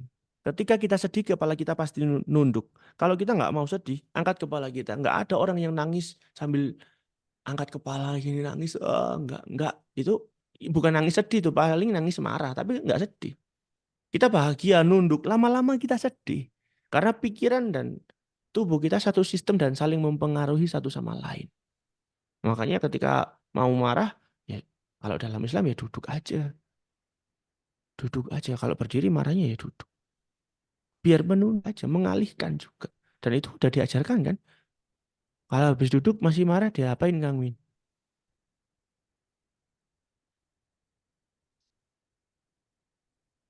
Ya itu kan udah diajarkan. Mau dipakai tidur juga nggak apa-apa. Mau wudhu ya silahkan. Banyak cara untuk mendistraksi kemarahan, mendistraksi emosi negatif. Ya, kita Benar-benar. boleh kok milih itu. Ya, aku juga pernah tuh ingat banget ketika teman saya emosi, itu saya ingatkan dengan Rasulullah. Ya. Itu juga kayaknya langsung bisa adem gitu. Nah, oke Mas Ki, masih ada pertanyaan.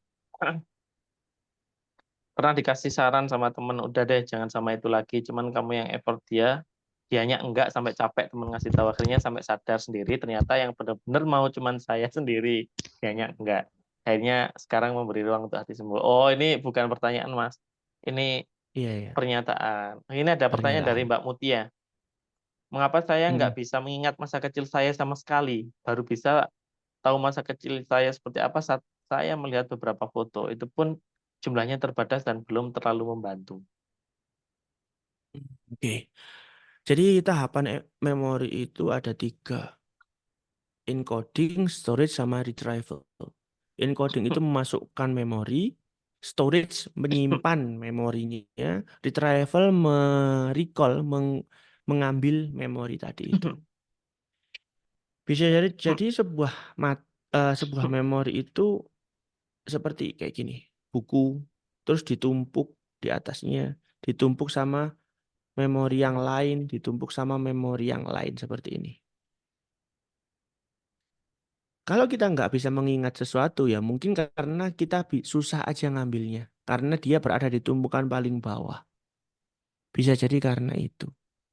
Karena kebanyakan memori yang kita masukkan. Atau ada juga sebuah pengalaman yang mengunci biar kita tidak mengakses memori itu. Ada yang seperti itu. Banyak nih. Kasusnya seperti apa? Ya kalau gini harus ngobrol personal karena nggak bisa kalau ngomongin kayak gini. Cuman ada gambarannya gini. Jadi harus tahu memori masa kecilnya seperti apa. Apa ada yang menyakitkan atau ada yang terlalu menyenangkan. Oke, Seperti oke. itu sih. Oke, Mas. Mungkin info dulu ya, teman-teman, sebelum kita masuk ke pertanyaan yang hampir akhir ini. Teman-teman, misalkan nanti kita atau teman-teman itu ada masalah yang benar-benar kiranya perlu didalemin, perlu dipelajari lebih dalam, nanti bisa hubungi Kulo, nanti Kulo bantu terhubung dengan Mas Radit untuk open discussion mungkin ya Mas ya, bentuknya ya, berdiskusi yang Oke. private mungkin ya. Apa gimana Ya, Mas? ya Mungkin dibatasin gitu aja ya, lah. Saya batasin lah. soalnya juga kerja. Jadi Oke, ya nggak apa-apa insya Allah lah. Kalau memang benar-benar butuh, kalau nggak butuh-butuh amat, oke. jangan ya. Karena memang ya kita ini juga ambil waktu waktu Paham nyelempit-nyelempit saya? waktu ya nih Mas ya. Jadi karena memang secara secara pekerjaan daily-nya ya kita ngurusin apa yang kita kerjakan saat ini itu usaha kita juga gitu ya. Jadi misalkan memang nanti teman-teman ada yang perlu diskus secara private, nanti bisa Jabri Claudie, nanti kalau bantu untuk menghubungkan ke beliau. Gitu ya, teman-teman ya. Sama satu juga sebelum ini berakhir atau pertanyaan hampir akhir, teman-teman saya ingin ngasih tahu bahwa Parfum Batun insya Allah di bulan depan harapannya ingin menciptakan varian baru. Nah, itu mohon doanya ya teman-teman supaya Hatun Parfum benar-benar bisa menjadi teman ibadah jenengan semua. Itu Amin. harapan saya sejak sejak bikin Hatun Parfum di tahun 2021 memang harapannya bikin parfum yang kiranya bisa menemani dan menjadi sahabat dalam apa ya menjalin kasih dengan Sang Ilahi Robbi. Masya Allah. Bismillah, mohon doanya teman-teman. Insya Allah. Insya Itu Allah. aja. Lanjut Barakallah, nggih? barakallah. Lanjut nggih Mas nggih? Kurang dua Ya, aja kayaknya pertanyaan. batasin sampai sampai jam 9 ya. Jam 9 ya. Ini 3 menit Ya, kita buat dua pertanyaan. ya, Kita ya, ya. tutup dulu Heeh, pertanyaannya. Jadi sudah ditutup. tutup close untuk pertanyaan ya. Jadi cukup ini. Kang izin bertanya, kalau lagi ngobrol sama orang yang kita suka, misalkan pacar, ketika lagi ngobrol langsung nggak pernah memandang matanya, nggak bisa itu kira-kira kenapa ya? Padahal udah lama, Udah lama. teredek ya, mungkin ya. Ya grogi aja. Jadi apa ya? Ada beberapa hormon yang tertrigger aja sih, seperti itu. Kita deg-degan sama seperti ketika kita nonton roller coaster, ketika kita nonton film horor deg-degan. Ya seperti itu sih. Ah, ya apa ya? Itu karena bentar, orang yang kita suka karena ada perasaan, ada pemberian makna tadi itu. Jadi ketika disuka dia dipuja, ketika kita melihat seseorang yang kita puja ya deg-degan. Anda ketemu ngefans sama Syarukan gitu, ketemu Syarukan ya deg-degan, teriak-teriak histeris, wah gitu. Ketemu sama Ganjar teriak-teriak, wah Ganjar, Ganjar ya. Sama seperti itu, karena kita memaknainya sebagai orang yang kita puja. Ya gitu aja sih. Coba, eh, apa itu masalah ya? Nggak masalah sih kayaknya. Oke, nggak masalah ya Mas Karena ya. kita memaknainya. Tapi ngobrol sama temen misalnya nggak dikasih makna apapun ya biasa aja kan. Ya karena dimaknai aja. Oke. Mungkin karena takut nggak, kalau aku dilihat dia misalnya suka sama orang, habis itu kan ketika kita suka sama orang kita beranggapan kita perlu tampil yang terbaik biar dia suka sama kita. Nah, Kalau kita aduh, nanti kalau dia lihat aku tapi aku cemot gimana, kalau ada nasi di hidungku gimana ya, kepikiran yang gitu-gitu kan. ya ya nasinya dihitung itu. Benar-benar. Harus kayak pengen tampil sempurna terus ya di hadapan orang yang kita suka itu benar-benar pernah tak alamin itu Mas waktu masih SMP Iya. SMA mungkin. Oke. Hmm. Lanjut ya Mas, ini kurang beberapa aja. Lanjut lanjut. Kang Min izin bertanya, bentar. Untuk rekomendasi buku branding dan public speaking nanti eh, apa tadi Mas? Atau nanti aja? Nanti aja Oke, nanti sama ya. Kang Min biar di-share. Oke, lanjut. Izin tanya, Min, saya tidak tahu sudah ditanyakan apa belum tadi saya awal soalnya sudah masuk grup. Bagaimana cara merubah sifat atau karakter anak kecil yang sudah terbiasa marah-marah dan membentak anak-anak seumuran dari TK sampai 6 SD? Berarti ini Bu Guru mungkin ya, Mbak Zakiyah. Bismillahirrahmanirrahim. Semoga aman. Bismillah. Anak mudah marah itu selama ini yang saya teliti karena media. Sekarang media itu semakin pendek. Kalau dulu kita nonton TV, kita menunggu-nunggu momen saat Doraemon main. Lalu ketika di tengahnya ada iklan ya kita mau nggak mau harus nunggu iklan itu meskipun iklan itu kita benci. Oke, sampai saat ini kita nangkep. Kita kalau ada yang dibenci ya kita nunggu demi sesuatu yang kita suka. Anak sekarang enggak. Dia lihat TikTok setiap 3 detik ganti frame. video, coba perhatiin di TikTok. 3 detik ganti frame, 3 detik ganti frame. Itu stimulusnya luar biasa sekali. Over stimulus. Anak nggak suka tinggal geser sampai nyari yang dia suka. Dalam hidup kan nggak berlaku seperti itu. Ketika nggak suka nggak bisa digeser. Sedangkan di TikTok nggak suka scroll, nggak suka scroll, nggak suka scroll, scroll terus bisa sampai menemukan yang suka. Sedangkan anak sekarang ketika, aduh aku pengen coklat, nggak dapat coklat, nggak bisa di scroll. Iya itu yang bikin anak itu biasanya cranky.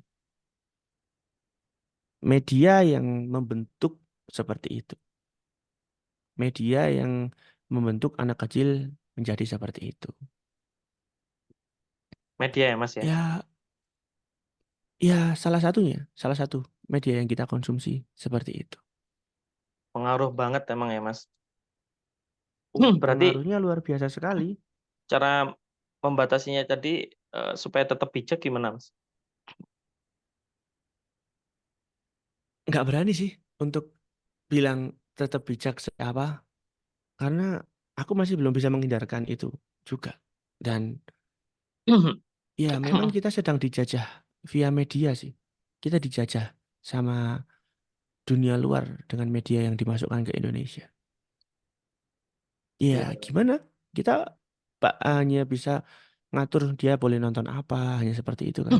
Tapi tetap tontonan-tontonan yang bagus pun stimulusnya tetap 3 detik pindah frame, 3 detik pindah frame, seperti itu. Kita dulu dengerin orang dongeng lama tanpa pindah frame pun betah. Anak sekarang enggak. Benar. Oke, Kok alhamdulillah bahas anak-anak ya? cukup membantu ya Mbak Zakia insya Allah ya. Sudah, Mas, sudah. ini sambungan pertanyaan apa Gimana? gimana?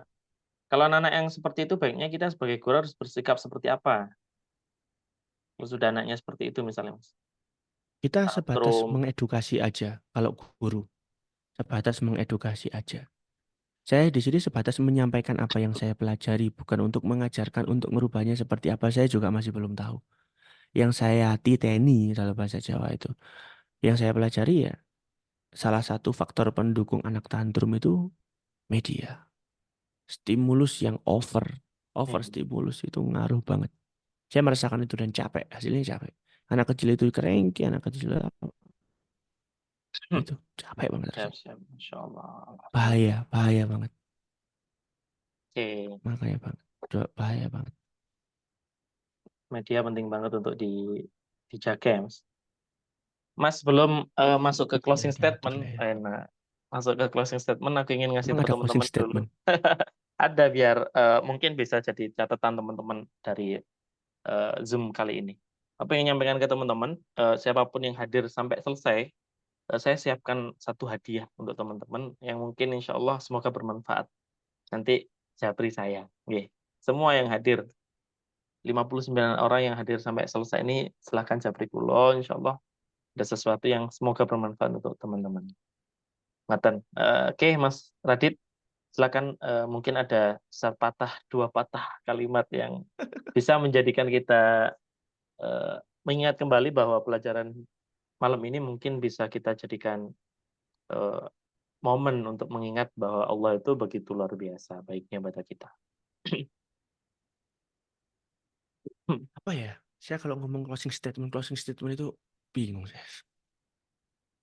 Ya, Allah itu ngasih kita kuasa untuk ngatur pikiran kita. Ngasih kita kuasa untuk mengatur kita bisa memberi makna dari setiap kejadian. Untuk itulah sebisa mungkin kita memberi makna yang memang terbaik dan paling besar manfaat, paling sedikit kalau bisa nggak ada mudaratnya dari setiap kejadian. Ini untuk saya sendiri. Kalau misalnya Anda mau pakai, ya silakan. Itu sih. Masya Allah. Oke, Alhamdulillah. Jazakumullah, Mas. Terima kasih banyak atas sharingnya Wa'iyyakum. malam ini. Insya Allah, semoga benar-benar menjadi ilmu yang manfaat buat kita semua, jadi keberkahan buat kita semua. Amin. Amin. Teman-teman, Insyaallah. terima kasih banyak buat teman-teman yang sudah meluangkan waktu untuk hadir. Salam ke teman-teman yang lain yang Masya Allah dari tadi pengen login nggak bisa-bisa Mas. Ternyata Indosat trouble Mas. Dan ternyata teman-teman Iya, banyak banget yang pakai Indosat akhirnya nggak bisa login. Jadi ya semoga nanti rekamannya bisa terupload dan dengan baik lah supaya teman-teman yang nggak bisa login bisa tetap mendapatkan ilmu yang kita pelajari malam ini. insya Allah, insya Allah. Matur nuwun Kak Min dan Pak Radit sami-sami semoga Sami-sami, bermanfaat ya. Oke, sami-sami. Semoga Bismillah. barokah, semoga manfaat. Nanti insya Allah tak catat untuk apa ya akunnya beliau, akunnya Mas Radit. Tapi nggih, saya sebelum jangan follow disclaimer dulu bahwa kita harus siap menerima story-story yang Masya Allah, Insya Allah hiburan ya, lucu-lucu dari Ya, beliau. nggak ada yang bisa diambil sih serius dari situ. Banyak-banyak kebahagiaan, Ya, Insya Allah. Jadi tetap, karena teman-teman ada yang tanya, siapa tahu bisa sewaktu-waktu ambil hikmah dari apa yang beliau share. Haha, iya. gitu ya Mas. Saya juga Mas, bingung nanti. ini Ya, banyak banget dari teman-teman yang mengucapkan terima kasih, sama-sama. mendoakan semoga Allah selalu merahmati panjenengan sekeluarga, selalu diberi Insya Allah, kesehatan, usahanya insya semakin Allah. maju. Ya, Terima insya kasih Bu Materi, semoga kebahagiaan selalu meliputi hari panjenengan. Terima kasih Mas Radit. Terima kasih Stanton. Insya Ya, Allah. saya juga Alhamdulillah. makasih banget udah dikasih kesempatan di sini. Kalau tadi ada salah ngomong, salah ucap, salah kata, saya minta maaf. Dan semoga kalau ada yang kurang baik, saya diampuni sama Allah Subhanahu wa Ta'ala. Amin ya Rabbal Alamin. 2 jam kurang katanya Mas. Saking asiknya ya. Itulah ya, karena ternyata menurut teman-teman ngobrol gini lebih enak nggak sih daripada kayak share slide dan lain-lain yang terlalu apa ya, terlalu formal ya Mas mungkin ya kita nganggapnya ya. Ini kan benar-benar informal, Nggak kita tahu cuma sih. ngobrol aja, los, wes guyon juga, bahkan bahasa-bahasa mungkin kita batasi dikit tadi. Cuman ya kita lebih Iya, los aja ngobrolnya ini tadi, lebih nyaman sih bagi kalau ini teman-teman juga merasakan yang sama nih, insya Allah. Mungkin insya Allah. cukup. Semoga kapan-kapan ada lagi. Oke, kita Ya, insya Allah jadwalkan lagi. Semoga beliau berkenan untuk sesi 2. Entah nanti lebih detail lagi. insya Allah. Semoga teman-teman juga diberikan kemudahan untuk mengikuti kelas-kelas di Belajar Baik, insya Allah. Insya Allah. Doanya Insya Allah. teman-teman Belajar Baik, insya Allah akan mulai rutin. Eh, Berharapnya sih, kalau berharap bahwa Belajar Baik nanti bisa handle beberapa event, entah dari para hatun sebagai sponsor ya, untuk rutin bikinkan kelas-kelas seperti ini, entah nanti materinya tentang psikologi atau yang lainnya. Insya Allah semoga Insya Allah. apa yang bisa kita berikan ini menjadi sebab Allah ridho pada kita semuanya ya. Insya Allah. Amin. Amin. Monggo kita tutup bersama dengan doa kafaratul majelis. Subhanakallahumma wa bihamdika asyhadu an la ilaha illa anta astaghfiruka wa atubu ilaik. Terima kasih Stanton, kalau Kang Min dan juga beliau guru kami, kita nyebutnya Grand Wali. Guru kami Grand Wali, Masya Allah, Mas Reza Radit Febrian. Semoga Allah menjaga beliau selalu. Amin. Insya Kami Allah. pamit. Mas, terima kasih banyak atas waktunya Mas Radit. Saya Semoga juga makasih buat semuanya. Makasih banget. Doa-doanya insya Allah saya baca ini. Insya Makasih. Allah. Amin, amin, amin. Oke, Bon, monggo kita selesaikan bareng-bareng. Assalamualaikum warahmatullahi wabarakatuh. Waalaikumsalam warahmatullahi wabarakatuh.